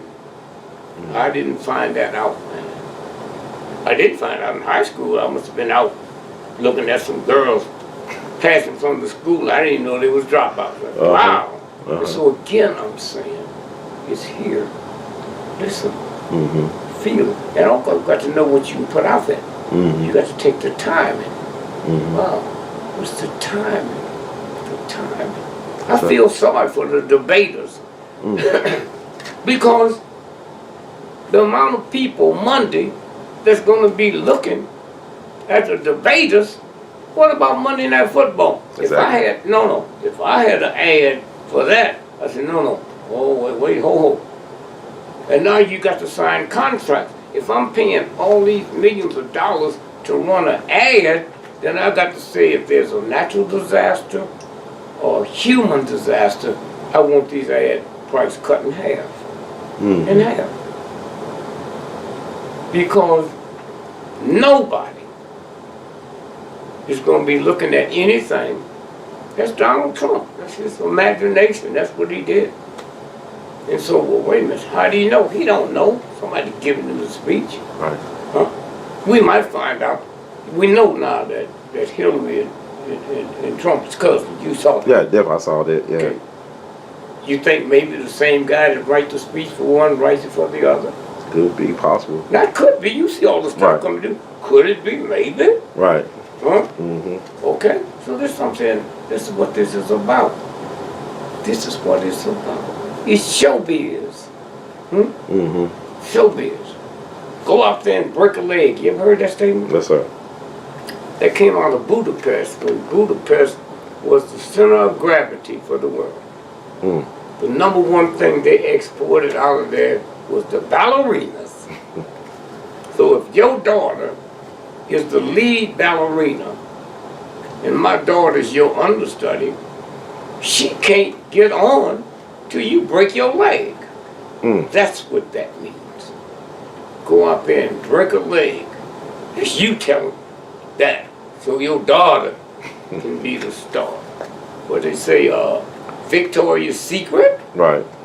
What is her secret? Well, my old lady go by their underwear. Queen Victoria was a man.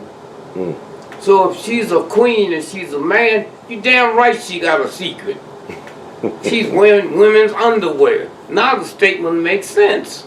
But you don't have to trust it. Just sometime Google it and then take pictures so you can show it to your grandmother. Yes, sir. So this is the power. Now, one day somebody's gonna come to you with a big contract.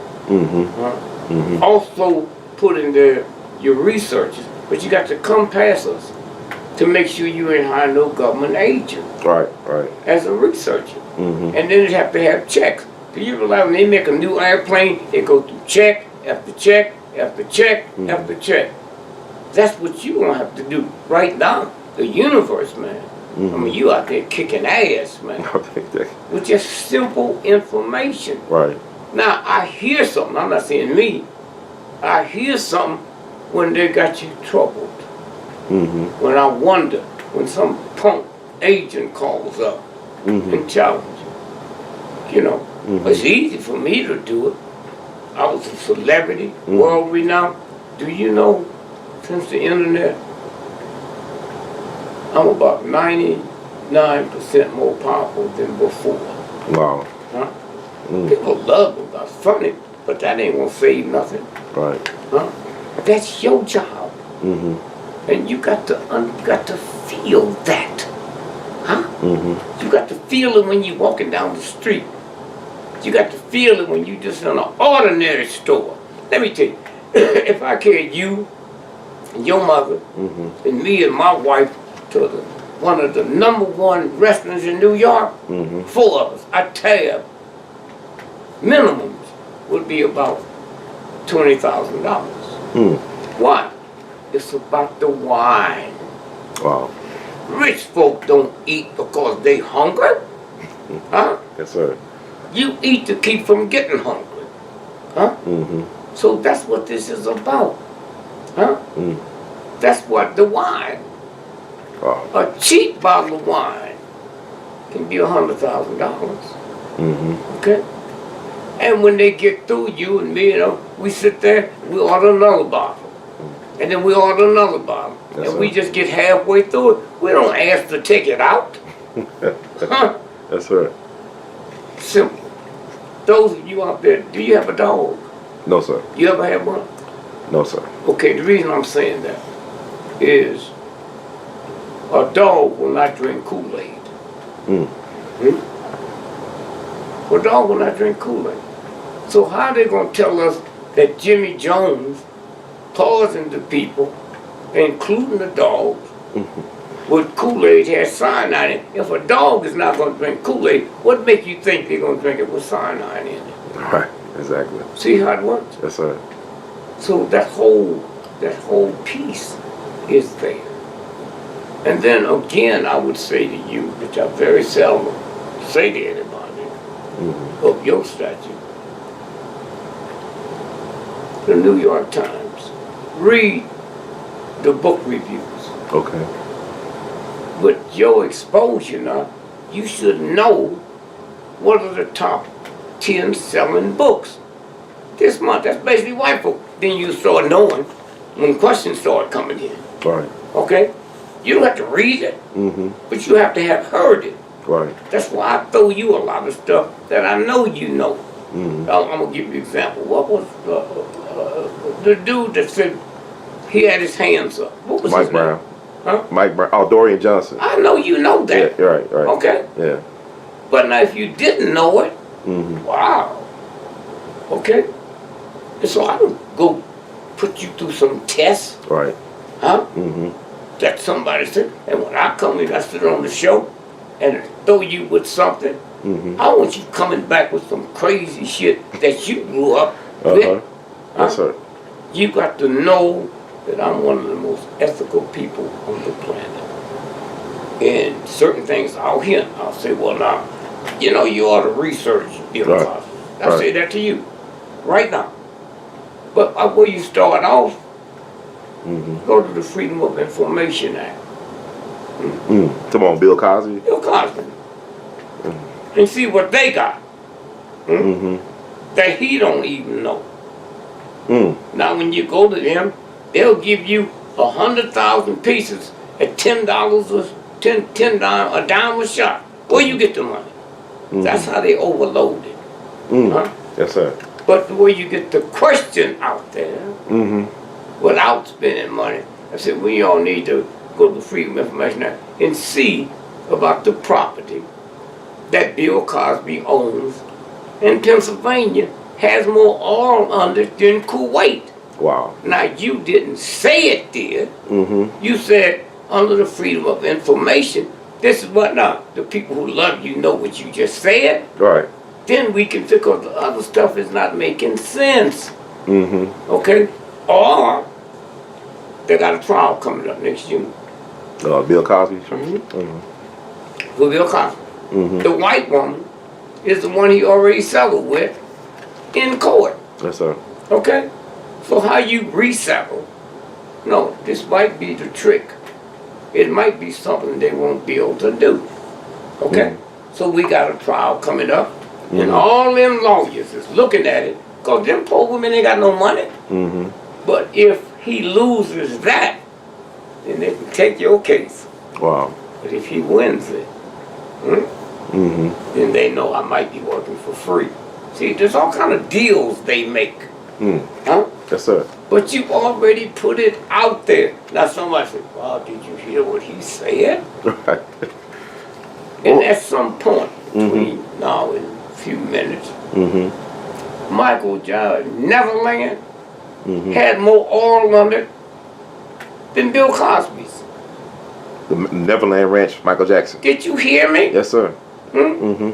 And then also you look at Neverland is right down the way from Santa Barbara. Yes, sir. One of the biggest oil deposits in the world. You think some of it didn't spill off?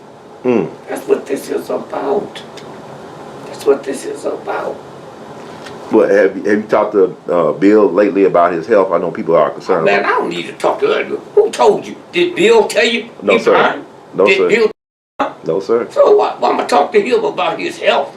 Huh? All that shit is gossip, man. Now, let me give you an example. Okay. Giuliani. Now, I don't give you no test. No, sir. Do you remember who Giuliani is? Rudolph Giuliani? Yeah, former mayor of New York, former prosecutor. No, don't rush it. He's the mayor of New York. Right. His children hate him. Did you know that? Yes, sir. Because he was living in Gracie Mansion with the police chief who just got out of jail. Did you follow that? Yes, sir. What was his name? I think it's like Bernard. I forgot his name. I know you're talking about. Okay, so they bring him on all the white shows. Here's a criminal just got out of jail. Right. Because he had to have this woman arrest him for slapping her so the gay thing would go away. Right. Okay? So here, this punk was never a cop. He was the head of the corrections. That's why them white cops mad at him. So them two lovers got together, and 4 years before the election, the reason he couldn't win, because they pulled that up on him. Wow. So they just look up and see what his children have said. They don't say the gay thing. That's why they hate him. And so now they bring this punk, after he gets out of jail, on the TV shows and ask him questions about how. What's this about? Okay? And so that's where your head got to go. The universal order. You have children? No, sir. You got any brothers or sisters? Yes, sir. Okay, now let me... No, I'm sorry. I got brothers and sisters, but no kids. Okay. Okay. So you know anybody close with children? Yes, sir. Yes, sir, I do. Two things. Last year, 40,000 little Mexican children showed up in America. Yes, sir. Not with their mothers. What mother would let a child go across the border and walk through swamplands, areas where there's snakes, where there's dope pushers and pimps?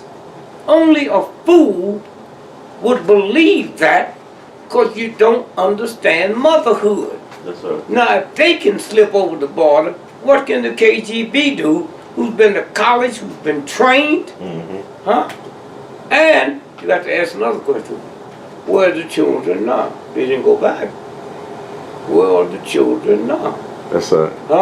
It's very important. Now let's look at one other thing. The Supreme Court Justice. Hugo Black, yeah. One of the best judges in there. Right. What that fucking shit mean, man? Yes, sir. I'm saying the Klan ain't had no goddamn power. They just make fools believe that they determine public policy. Let me tell you something about the Klan. Not defending them. Right. First, we talking about his daddy been a Klan. How many crackers we know whose daddies was Klanmen? It's true. Yes, sir. And all that crazy bullshit. How many folks we know that was murderers, served their time and come out and they kill nobody? Right. They give us that as a distraction. Okay? Nobody but you have asked me a question called Nelson. Our little Muslim buddy. Darren Muhammad, yeah. About cops killing black. Everybody else want to know about Trump. It's vicious and crazy, insane this thug is. He ain't never shot a nigga in the back of the head. Yes, sir. But we talking about him. Trump. Who is the Klan? Where are they now? Oh, that's part of the game. To get your mind hooked up. How can we say he's talking about he never heard the Klan. He don't know who the Klan. He don't know who David. Do. Yeah. You know. Man, that ain't number wasting time. That's all. Huh? Wasting time to wait. Ho. They give you gossip, man. You want to write a book? Huh?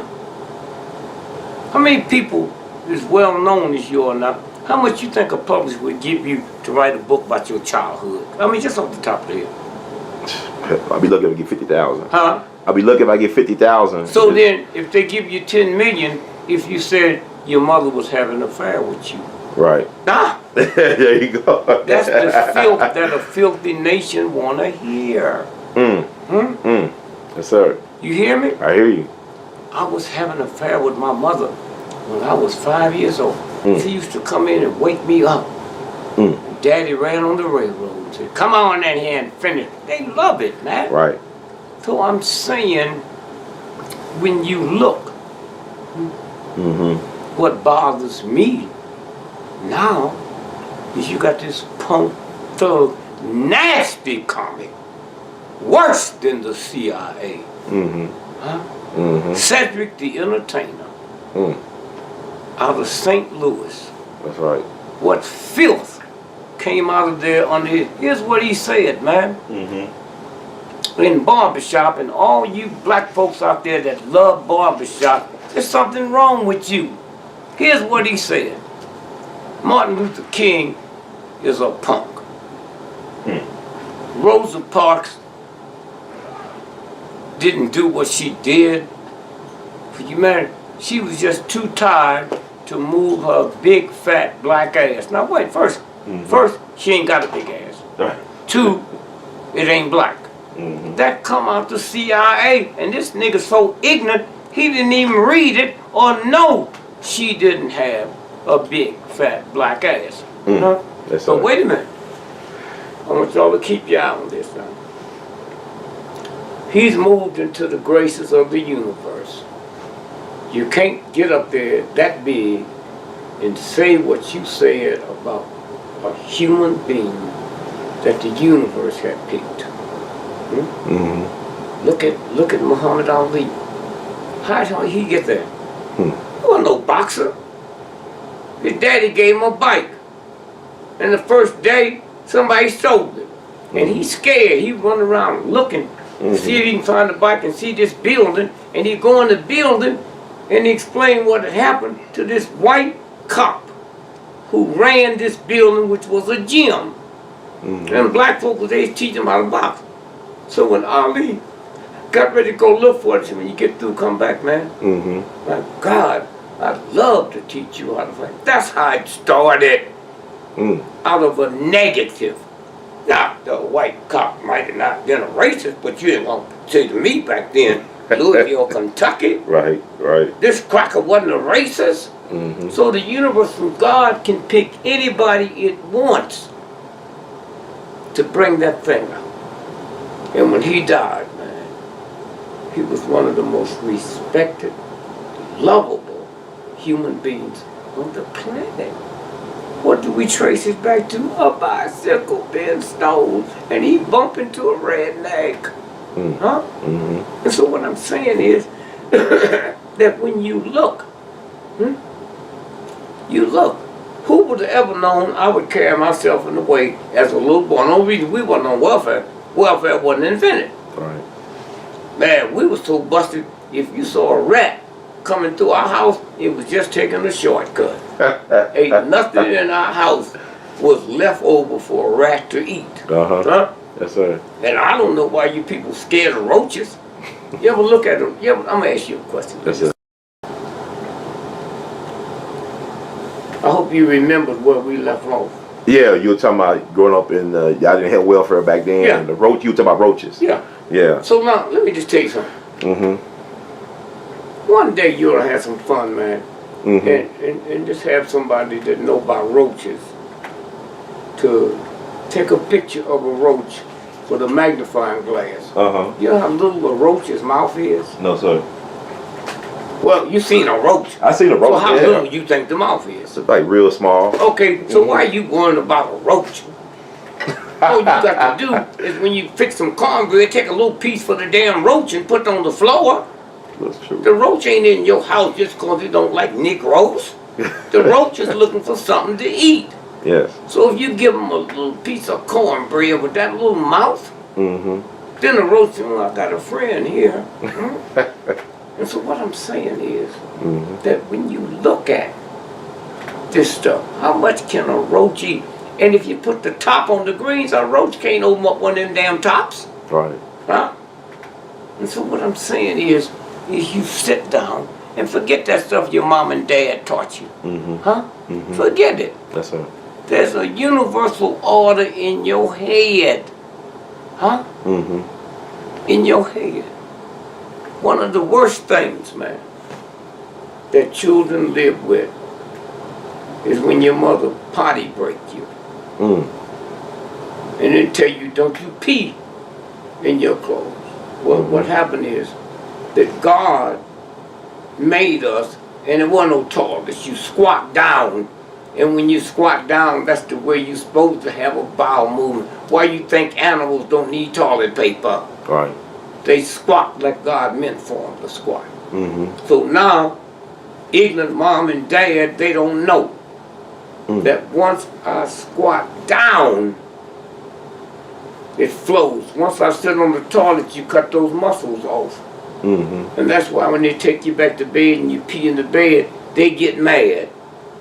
Because they don't know them fools cut the muscle off that deals with elimination. Wow. Boy, I told you not to pee in this, but you want to pee, you sit on that potty for an hour and, oh, ignorant mama. So this is what this is about. Now, I don't know if I've said this earlier today, but to the people that's listening, I might have said it. That's listening. At 12 noon every day, anywhere in the world that is 12 noon, we asking them to listen and pray that the truth will come out. Okay? Not did Hillary do this, not did so-and-so do this. The truth, that means if the people believe that Donald Trump didn't do what he's accused of doing, if the people believe, you can't play with God. The truth will come out. If he didn't do that, I'm saying let the truth come out. If he did do it, let the truth come out. All you crackers out there and black folks that side with him, you need to pray with me. I didn't say that he's found guilty. I said let the truth come out. Just that simple. And so again, y'all pray that GREgory, oh God, is he an agent? Let the truth come out. Huh? Now, God, which you can't trick, well, let the truth come out. Okay. If I'm an agent, you just had the power to say, let the truth come out. Huh? If I'm not an agent, you just say, you're tricking the Catholic Church or the Baptist Church. Right. You go into the universal law. That's how it works. That's how it works. What was God talking to when he said to the Jews 9,000 years ago, put the what on the door? You remember The blood. The blood. Right. Wait. You mean this God that invented everything, water? Huh? If I don't put blood on the door, he don't know a Jew lived there? Come on, white folks. How you trick something that stupid? Huh? How you trick something that stupid? So that's all you got to do. And then when you get information from folks, just expose them. In your heart, you feel it. Not some stuff they bring you shocked. Hey, man, this is what it is, huh? I never knew that black men had affairs with their daughters. I didn't know that. I thought that was a white thing, man. Right. And then one day I'm dating a girl in Chicago. And I go by her house to pick her up. And she hadn't got back there. Her daddy attacked me like I just killed Jesus. Just an ignorant black Negro that works construction. Her mama works at a Chinese laundry. The dad had to be there back then at 9 o'clock. Mom had to be in the Chinese laundry to start working at 7 in the morning. So she had to leave the house at 6 o'clock if she wanted to get a ride. Yes, sir. Daddy don't have to be there. He made her think he got to leave early. Said, I got to be there at 5 o'clock, so you got to be ready to go at 4:30. So when he dropped Mom off, he doubled back to the house and started having sex with his 3-year-old girl. So one day, I go by the house and I'm telling her how he acted towards me. She thought I knew. She started crying. She said, I told you. I've been trying to tell you since I'm 3 years old. He's been having sex with me. And man, my jaws dropped. Wow. I was scared and frightened. First, I didn't know black men did that. 2, I can't believe I'm hearing what she just told me. So man, I'm shaking. So I said, well, let's talk about this tomorrow. So I come out, pick her up, take her to this little spot we used to go meditate. I said, explain to me what you just told me the other day. She said, well, it came a time when I was 6 years old or 7, when I saw him coming towards me with the Vaseline. I started heading to where the people wash their cars in this housing complex. Nobody had a washing machine. You go there. And he had locked the door. So anytime I saw him with the Vaseline, I started heading to where the washing machine was. And then she said, you want to know something? I'm 27 years old. And when your daddy started having sex with you at 3, you learned to like it. Why wouldn't I? Nobody said anything was wrong with your daddy. I knew something was wrong, but nobody said. So I like it. All of that stuff, man, you got to process. Process. So if I'm your brother, and your daughter's 9, and she tell you and your wife that your brother's having an affair with me, what happens to your face? You're mad. I get angry. Okay, so she thinks she did something wrong. Right. I'm coming to the Savior. She thinks she did something Right. by looking at your face. So she'll never come to you to tell you anything. Okay? Wow. Now, so what do we need to do? Now that we know, I went home and told my wife immediately this horror that I didn't know black men did. I said, if any of these daughters of yours come to you and lie to you on me, take their side. Take their side. And then here's what you do, those viewers out there listening.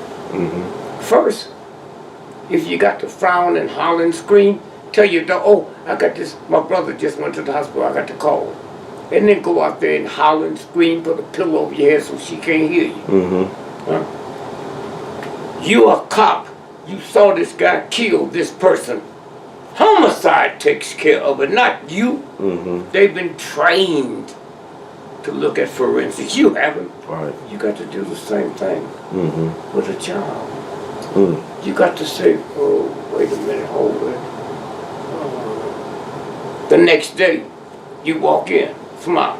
You say, well, okay, that old crazy brother, he did all of us like that. Matter of fact, then 2 days later, you slip in behind her and grab her back and start playing with her next. This is what he used to do, yeah. Oh, yeah, he's all over. Then you stop there. 2 days later, you come in and say, yeah, he just grabbed us and wrestled with it. Then you put your hand on her breast. And then you put it at the crouch. Yeah, he did all that. Nah, he can't lie to you when you confront him. Because you got a 30-year-old punk thug, evil brother, being challenged by a 3-year-old child. Anybody can outlaw her, but when you go there with the evidence, Right. you got it. That's what it's about. That's what it's about. And so how many women's attitude is the same? I want to ask you, when you were saying that, I was thinking about Reverend James Bevel. Yes. And your thoughts about his situation with his kids. That's what I was thinking about when you was talking about Yeah, that. but now you got to take it deeper than that. The trial was held in Lynchburg, Virginia. Right, in Lynchburg, Virginia. That's the home of who? Of the Klan? No, the Labor Party. Oh, Labor. Okay, gotcha. Okay? That have all the stuff on Queen Elizabeth and all the stuff. The Labor Party. Okay? They had him under mind control. Okay. And that's why they put it out, because he looked like he was coming out from under. So it said he was having a relationship with his daughter. So he died disgraceful. One of the brilliant minds. He taught King nonviolent tactics. That's it. I met with him one day in Philly, never forget it. He came out the hotel and 2 white boys was following him.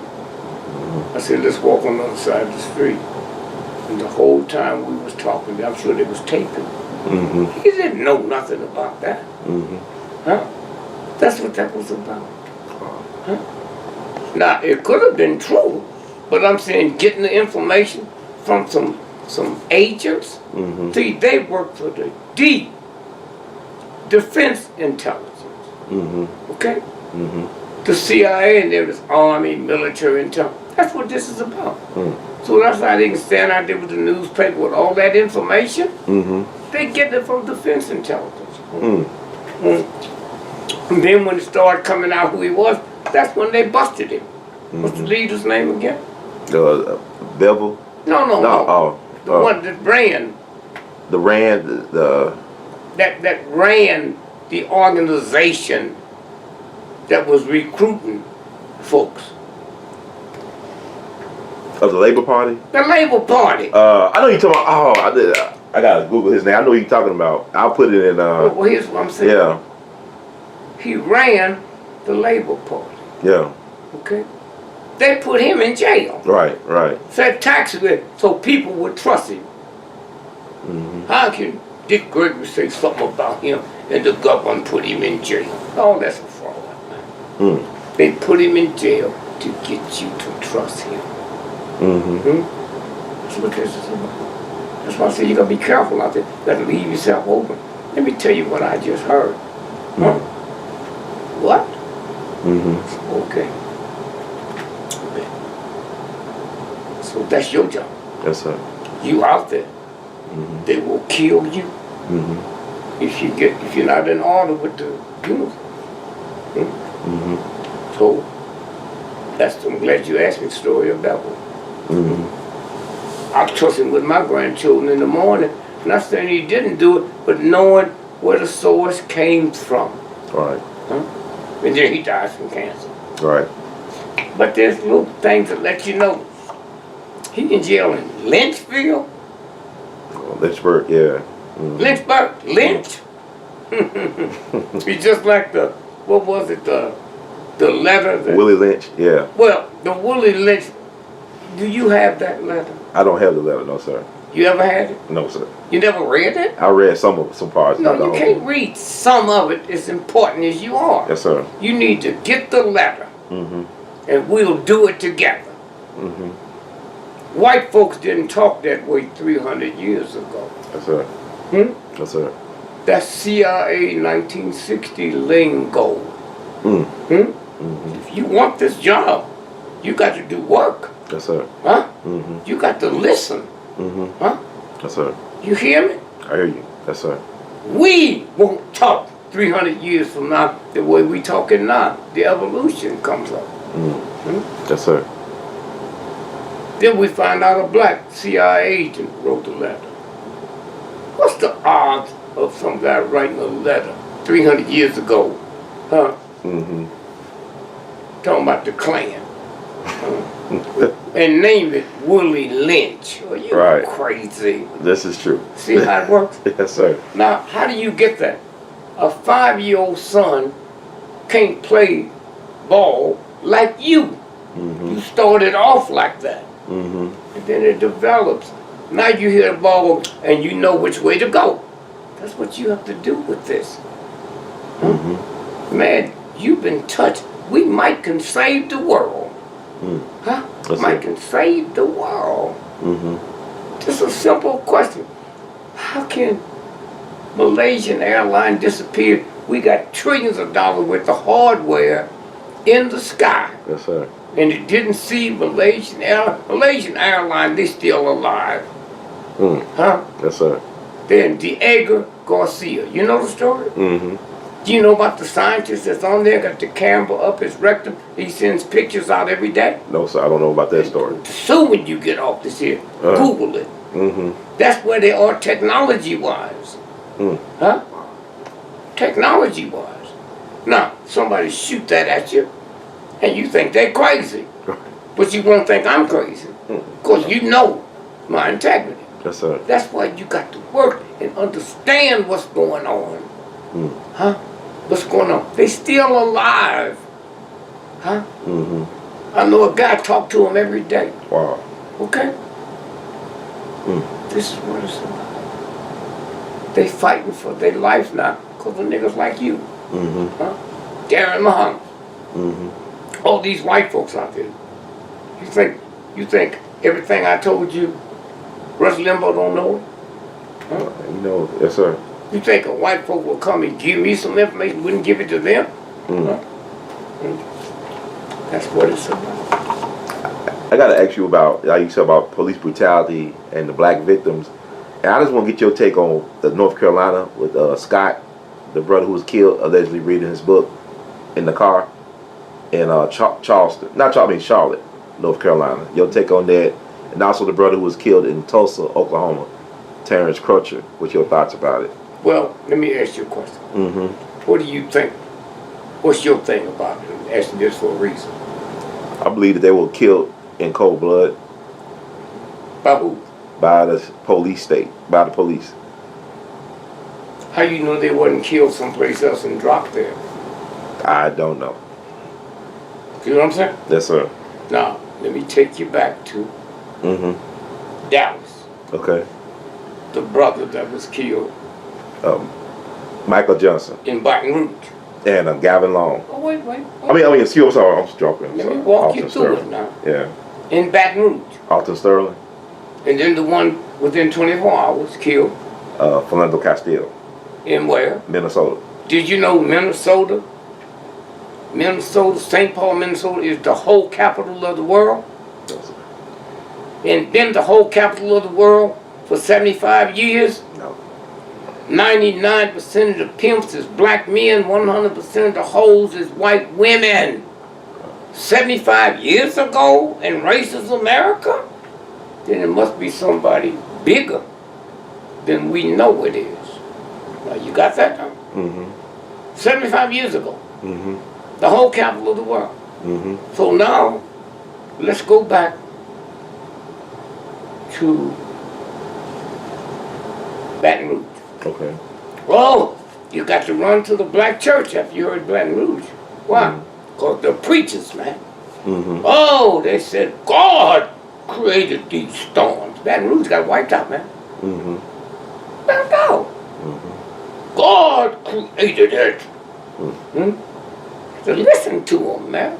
So wait a minute. No, let's look at it.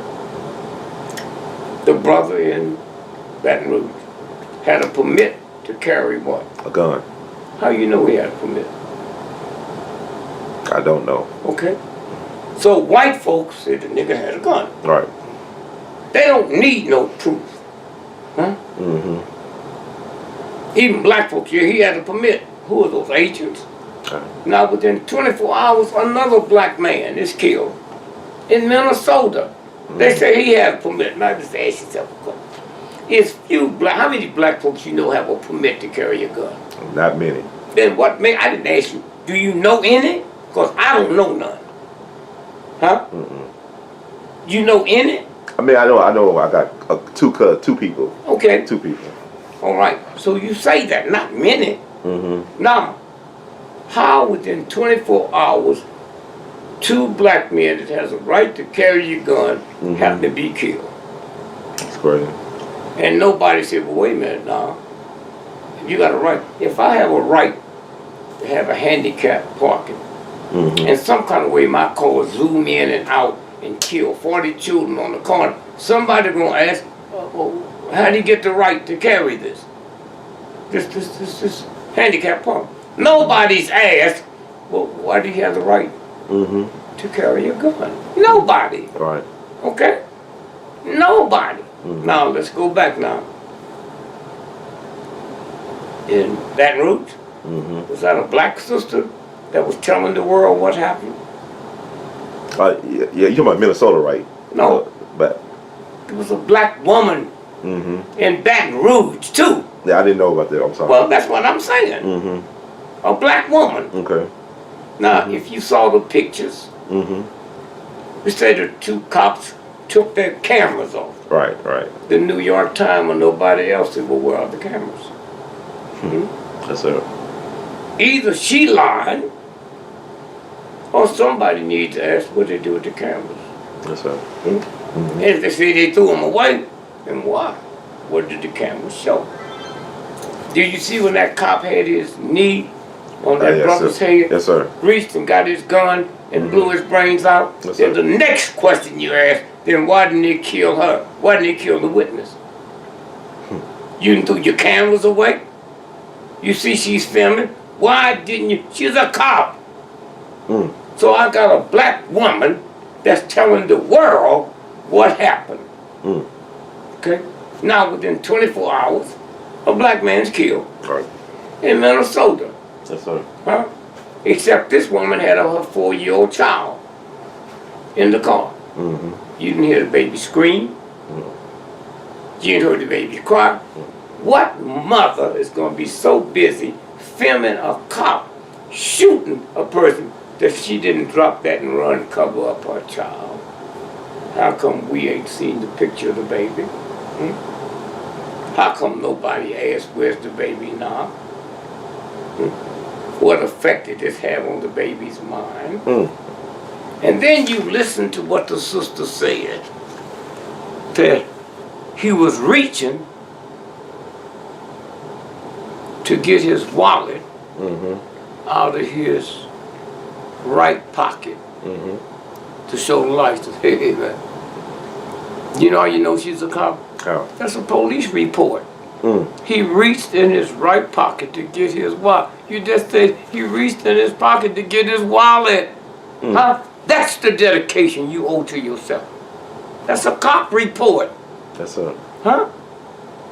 So now all at once now, a few days later, there's a big march in Dallas, Texas. Yes, sir. Black police chief. Black police chief.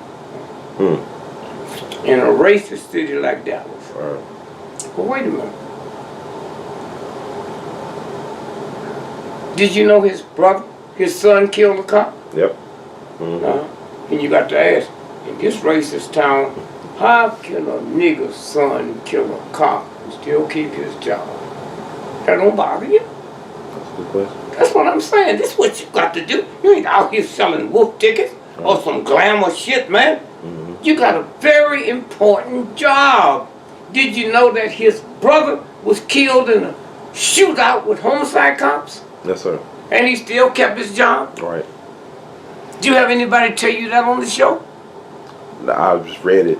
I researched it online. I went online. No, I said, did you ever have anybody call in? No, sir. No, sir. Well, those that did, that's why the nigga had to resign. Your type of show. What? Now, let's go back and look at that night. Now, I think you better pull this up and play it. They said, oh, it was a block and a half before the march had ended. Right.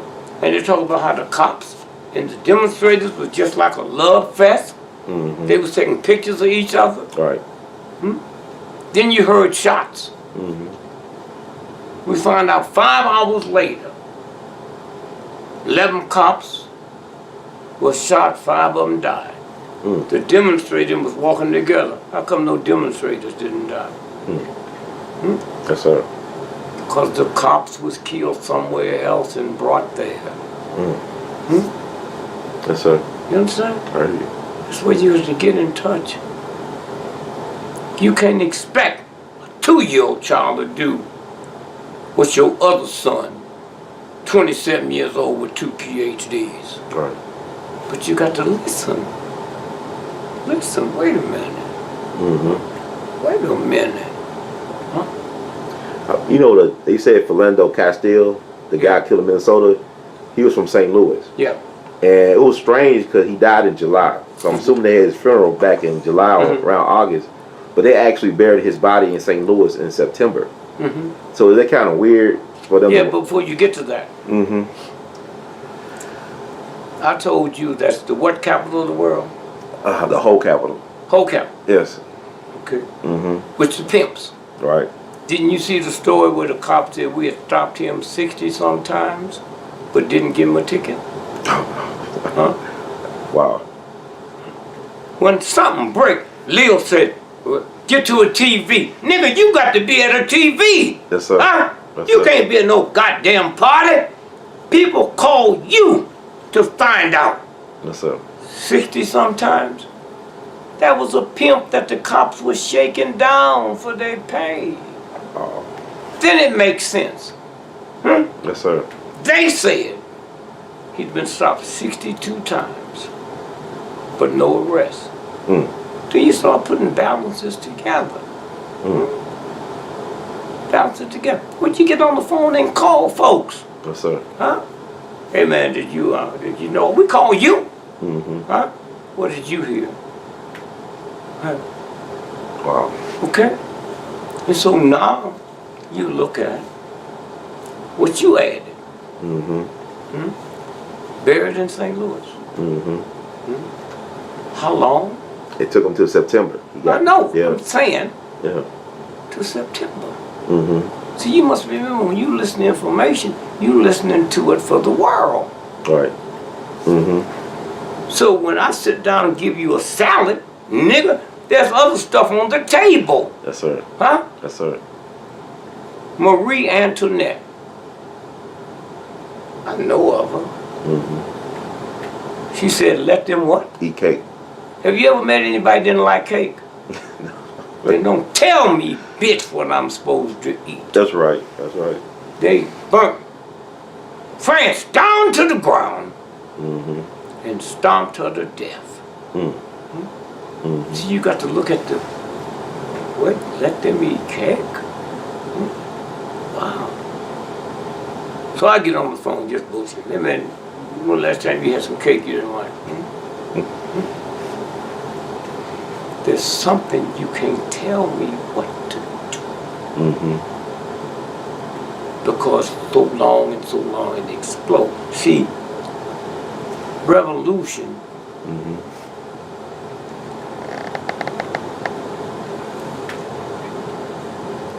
of evolution. Repeat that. Revolution. Go ahead. Revolution Is an extension is an extension of evolution. evolution. So when your mother got pregnant with you, the first 9 months of gestation was evolution. When the water bag break, that's revolution. Pow! Huh? This is what you owe folks. Huh? This is what you owe folks. They listening to you. They hear you. Don't confuse them. Yes, sir. I'm going to say this again. Revolution Revolution is an extension of evolution. is an extension of Evolution is a gradual nature-ristic change that leads into revolution, which is quick change. Yes, sir. Huh? So what we looking at now is all these 200 years of evolution. Revolution is here. Quick change. Now watch this. All the armies in the world can't take a pregnant welfare mother that can't read or write, and when that 9 months is over, they can't bring in their military. and keep her legs closed. The universe gonna drop that baby if it means death to the mother and the child. Okay? That's what this is. That's what this is about. Now you got to run out here and feel bad or nothing. You got to listen to this other. Just ask yourself a question. Wow, 2 black men with permits. Nobody seen a gun? Right. But they said the niggas had permits in their pocket to carry. Right. So that's all white folks need. All the niggas had a gun. Now watch this. I'll get you the story to pull. In Riverside, California, a woman was an epileptic. She's with her nephew. She felt a seizure coming on. So she called, got on the highway, flagged her. It's a white man. Said, my name is so-and-so, here's my address. It's my nephew, I'm having an epileptic seizure. Would you take him home to my mother and tell her where I am? This. Got him home. Mother get in the car and go, because people with epileptic seizure, they can bite their tongue. Right. The mother got there, the doors was locked, she beat on the door. She couldn't wake her up. She's still going through the seizure. She called the police. Hear me good now. 2 white boys showed up and shot her in the head 14 times. What is a mother gonna go through that called the police that killed her daughter in front of her? So we went in, Al Sharpton, Martin Luther King, the whole group of people in March. And they said, well, she aimed a gun at us. She shot at us. And then we found out how the universe worked. A whole lot of cops carry guns. They'll throw in the car or throw on the ground after they killed you. This gun didn't have a pin in it. Had they said she aimed it, they could have got away with it. But they said she fired at us. Wow. They're in jail now. Settlement. Maybe $30 or $30 million. Wow. Huh? That's it. See how it works? Then we find out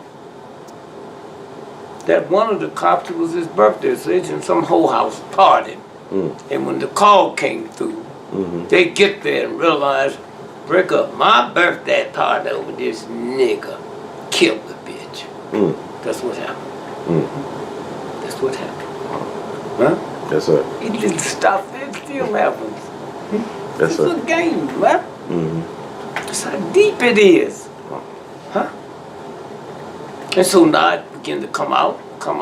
So when they said he had a gun, well, they probably did. They probably threw it in there. Especially if the bitch working with him is the police. So that's where we are, man. So there's a lot of stuff you have to know. Call Nelson, no, you better not talk about it on TV. But he knows it. That means I can't trick him and you can't, because he asks questions. What about it? What about so-and-so, so-and-so? What about so-and-so, so-and-so? The gayest military out of the Navy, the Army, which one you think had the most gays? Just off the top of your head. Navy. The Navy, no. The Marines. Ain't they called the fighting what? Leathernecks? Yeah. They ain't got no leather around their uniform. It's a gay thing. Wow. The fighting leathernecks. Wow. And so now this new stuff now, it was a time, if I was gay and you was gay, we married a woman. Right. To cover it up. So in the process we had babies. We don't have to do that now. Population decreases. The millions of gays in America that don't have to fake that they're not gay. Wow. Population. Shut it down. And that's how you connect. And give you an assignment. Yes, sir. Bill Gates. Now just start looking through your research and find out before they started sending vaccines to Africa, what was they doing before that? You ain't never gave no vaccines to white neighborhoods. Right. So where did this thing come from? And do you own the company? You know how much stuff the CIA and the DIA invents and then put it on some school teachers, little kind people? I go by Giant Food or Kroger's, they come in and get a free flu shot. Man, you ain't got a good piece of meat. Well, as long as you're going to give me a flu shot. Or if you get a flu shot, we take 10% off. See, these are jobs you have. That's why I call you all through the night, man. I want to hear what you heard. And then fill in if I heard something that you didn't hear. Right. Well, you can. So here's what you do. Okay. And it's very important. Bill Gates. See, Henry Kissinger did a document called Useless Eaters. You ever heard of it? Yes, sir. So forget about your research. You're just an ordinary black man. And you hear him talk about they're going to kill useless eaters. Who you think that is? Just off the top of your head. Homeless people. What about college professors? College presidents? Cops? No, I'm thinking that. You hear me? Yes, sir. It's useless eaters. We got a population explosion. We don't need them. Useless eaters. Okay. Okay, now watch this. So that's Henry Kissinger's book. Under lock and key for 75 years. He ain't no president, so people went and got that release. Now, let me tell you how the universe works. Bernanke used to be the head of the Federal Reserve. A friend of mine called me, tapes everything.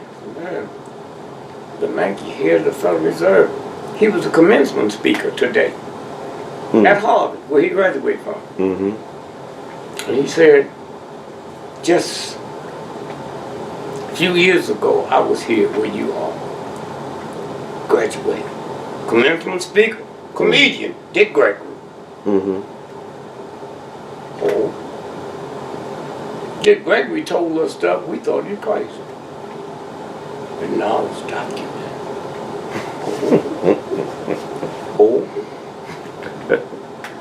Now,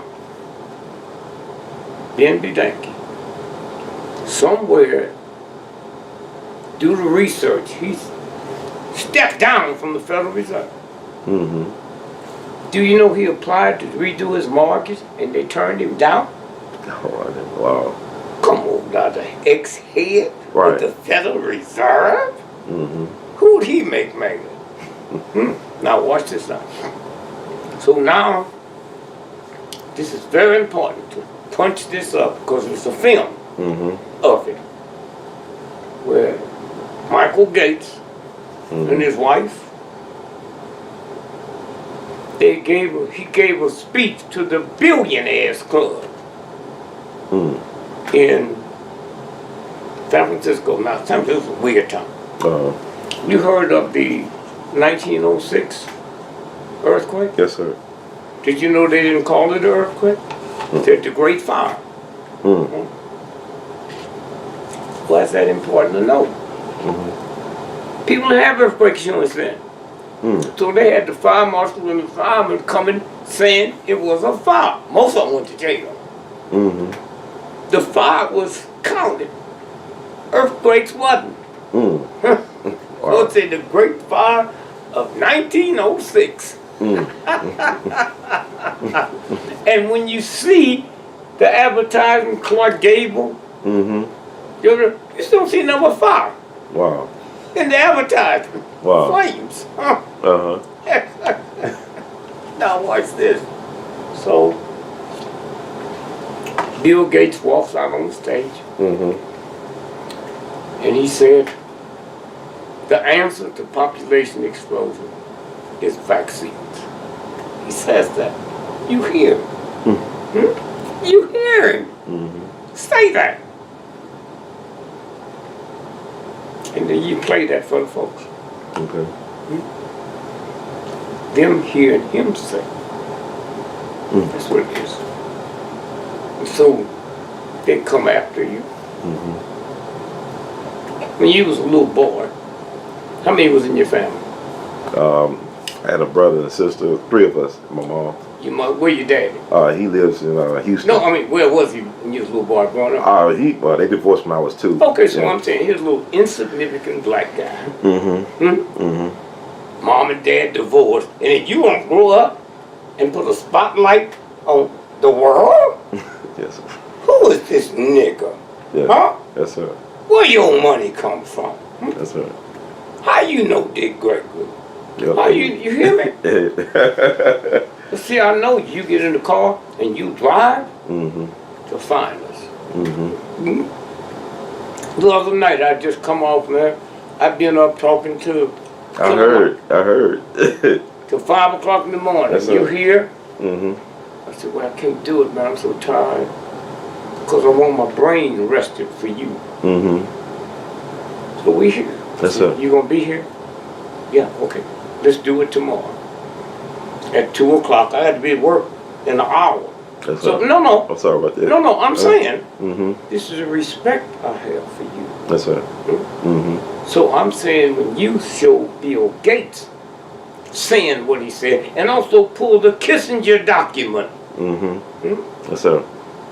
See, they thought they had to kill 300,000 a day worldwide, but they found out it wasn't. They got to up the ante now. What you said. Yeah. Got to up the ante. Yeah, they killing us all types of ways. Yeah.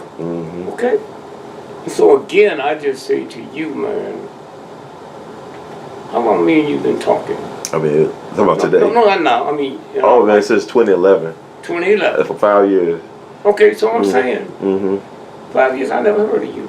Right. And now my wife knows when the phone rings, run me down. Not that you might want to take this, you might have just heard something. Right. Yes, sir. You just heard something. You might have just heard something. And so, me and Lil, the Mainline Massacre film, got to do a show on this. Yes, sir. My old lady don't do no shows. Oh, Greg, do I have I know Mr. Gregory. I watch this now. So, we got the word that they wanted to see us, the North Koreans. So they saw us in London. So we looking. They said, we show you this film, and I'm sorry, Miss Gregory's pregnant. Baby, you shouldn't. So we look at it. And it showed the My Lai massacre. How they would adjust their hats and light their cigar and put their foot on the North Korean child and blow their brains out. We saw the film. They said, we'd like for you to take it back. I said, no, let us come back when the time is right. So now we go back. We get the film. We had planned where, not the hotel, they fighting for their life now. So me and her, she don't know the plan. We're gonna walk around Hyde Park all night. Yes, sir. So they can't kill us. So I said, when we get here, the first thing we're gonna do, we're going to get the film, is get on the train and go to the end. So don't get scared. When we get there, Scotland Yard, the MI6 will be there. Got Dick, Lil, how are you? We fine. Said, our job is not to kill you. We got to protect you because we got so many with Jake and Jamaican citizens here. We think if you died here, they'd burn the town down. That wasn't true. We know who I was. They didn't know that. They can't take a chance. So they said, so we got to find how we're going to protect you. Where you sleeping? And I said, we're going to walk around the park. So I said, thank you. So the next day, tomorrow, we run back to the hotel and get us. And Lil could never figure out, every time we come to London, how home room service. Had a room stationed on our floor. Wow. Those was cops. Those was Secret Service. He was always there, always taking pictures. So we run in, get the stuff, run to the airport, get on the plane. I'll tell you the rest of the story later. So what Lil didn't know is I had her ticket booked under Lillian Smith on Canadian airline out of Paris, from Paris to Montreal, Montreal to a little city next to Chicago, then Chicago. She told me something that was mean, man. She said these two guys got on the plane with me and sit behind me the whole way, and Greg, I can't tell you how scared I was. Now, I'll tell you the rest of this story. So I said, well, you doing at such and such a time, if you don't call me in 30 minutes, I know you're dead. And this cat, that he don't know, I know he's CIA, will blow his brains out. That's what hatred will do. Just, I got him drunk, got his gun. See, anybody come to your hotel and leave, you lock the door, don't let them. I took the lock, I took the latch off. He's back in, he's so drunk, he doesn't know, got his gun. Wow. And when Lil hadn't called me, I was walking downstairs, going to his room and blow his brains out. That's how the universe, I'll let you put the story together later. That's how the universe saved me. Wow. Huh? But I got ready to walk out the door, the phone rang. And it's Leo screaming and hollering. Greg, I can't do this no more. All her children was around her. Greg, I cannot do this no more. Please don't ask me to do this no more. I know she's alive. So now, That's right. the film got back. We gave it to one of the most powerful newspaper columnists in the world, Herb Cupson, gave him the film. Wow. Wait a minute. So now the film, what the mail I'm asking. The day before, New York Times broke the story. Guy became a hero, Pulitzer, Nobel Prize, Pulitzer Prize and all that. So they could tell it their way. Not see the raw footage. That's how it works, man. Wow. That's how it works. That's right. So that's why Thurgood Marshall was a government agent.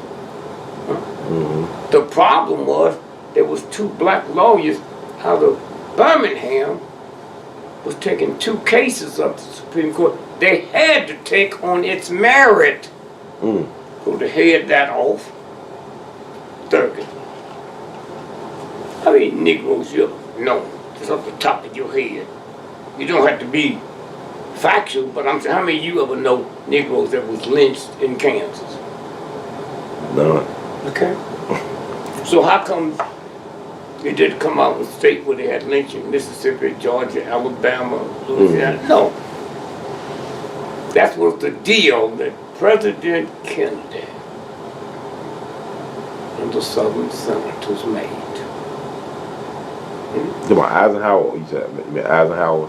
You mean Eisenhower back in the 50s? No, what did I say? You said Kennedy. No. No, listen to me now. Okay. That was Senator. Okay. May the 5th. May the 17th, 1954. Yes, sir. Was the school decision. The decision was made, I'm thinking about the the food stamps. Yes, That was sir. Kennedy that cut that off. Uh-huh. So, May the 17th, 54. 1954, Mm-hmm. the world stopped breathing. Stop breathing. Topeka, Kansas. Brown versus Topeka, Kansas. Yeah, Eisenhower, was he from Kansas too? Yeah, Topeka. Now you hear, I'm gonna ask you this. You ever hear about his mama being black? We all know that. Sam Venice. Huh? We all know that. He's a nigger. Mm-hmm. Huh? Mm-hmm. We all know that. Mm. A little gun hole punk. So he's the one that sent the National Guard, the federal troops, into Little Rock. Right. Mm-hmm. See the story. Johnson, federal judge, Mm-hmm. Alabama, had a maid, uneducated. Wife died. He been screwing her all along, but she moved like she's a 24-hour maid. Mm-hmm. She told him, Judge, tomorrow when you supposed to sign, let Dr. King out of jail. If you don't let him out, you'll never have peace of mind. She talked so strange, she thought he was talking about the booty. Mm-hmm. You'll never have peace of mind. You know he couldn't live without having her, and he couldn't live freeing this nigga. So that morning he committed suicide. Wow. Because her sister didn't speak the right English. That's crazy. Is that beautiful? Yeah, wow. Okay. And so all of this is the whole piece. Mm-hmm. And then we'll go over and we'll put the background to it. Yes, sir. How it really happened. Okay, Doc. Thank you. Thank you, Bob Gray. We love you madly, man. Take care. We love you madly, in the words of the Belgian. Yeah. Please. Don't stop. They told Jesus that on Thursday and killed him on Friday.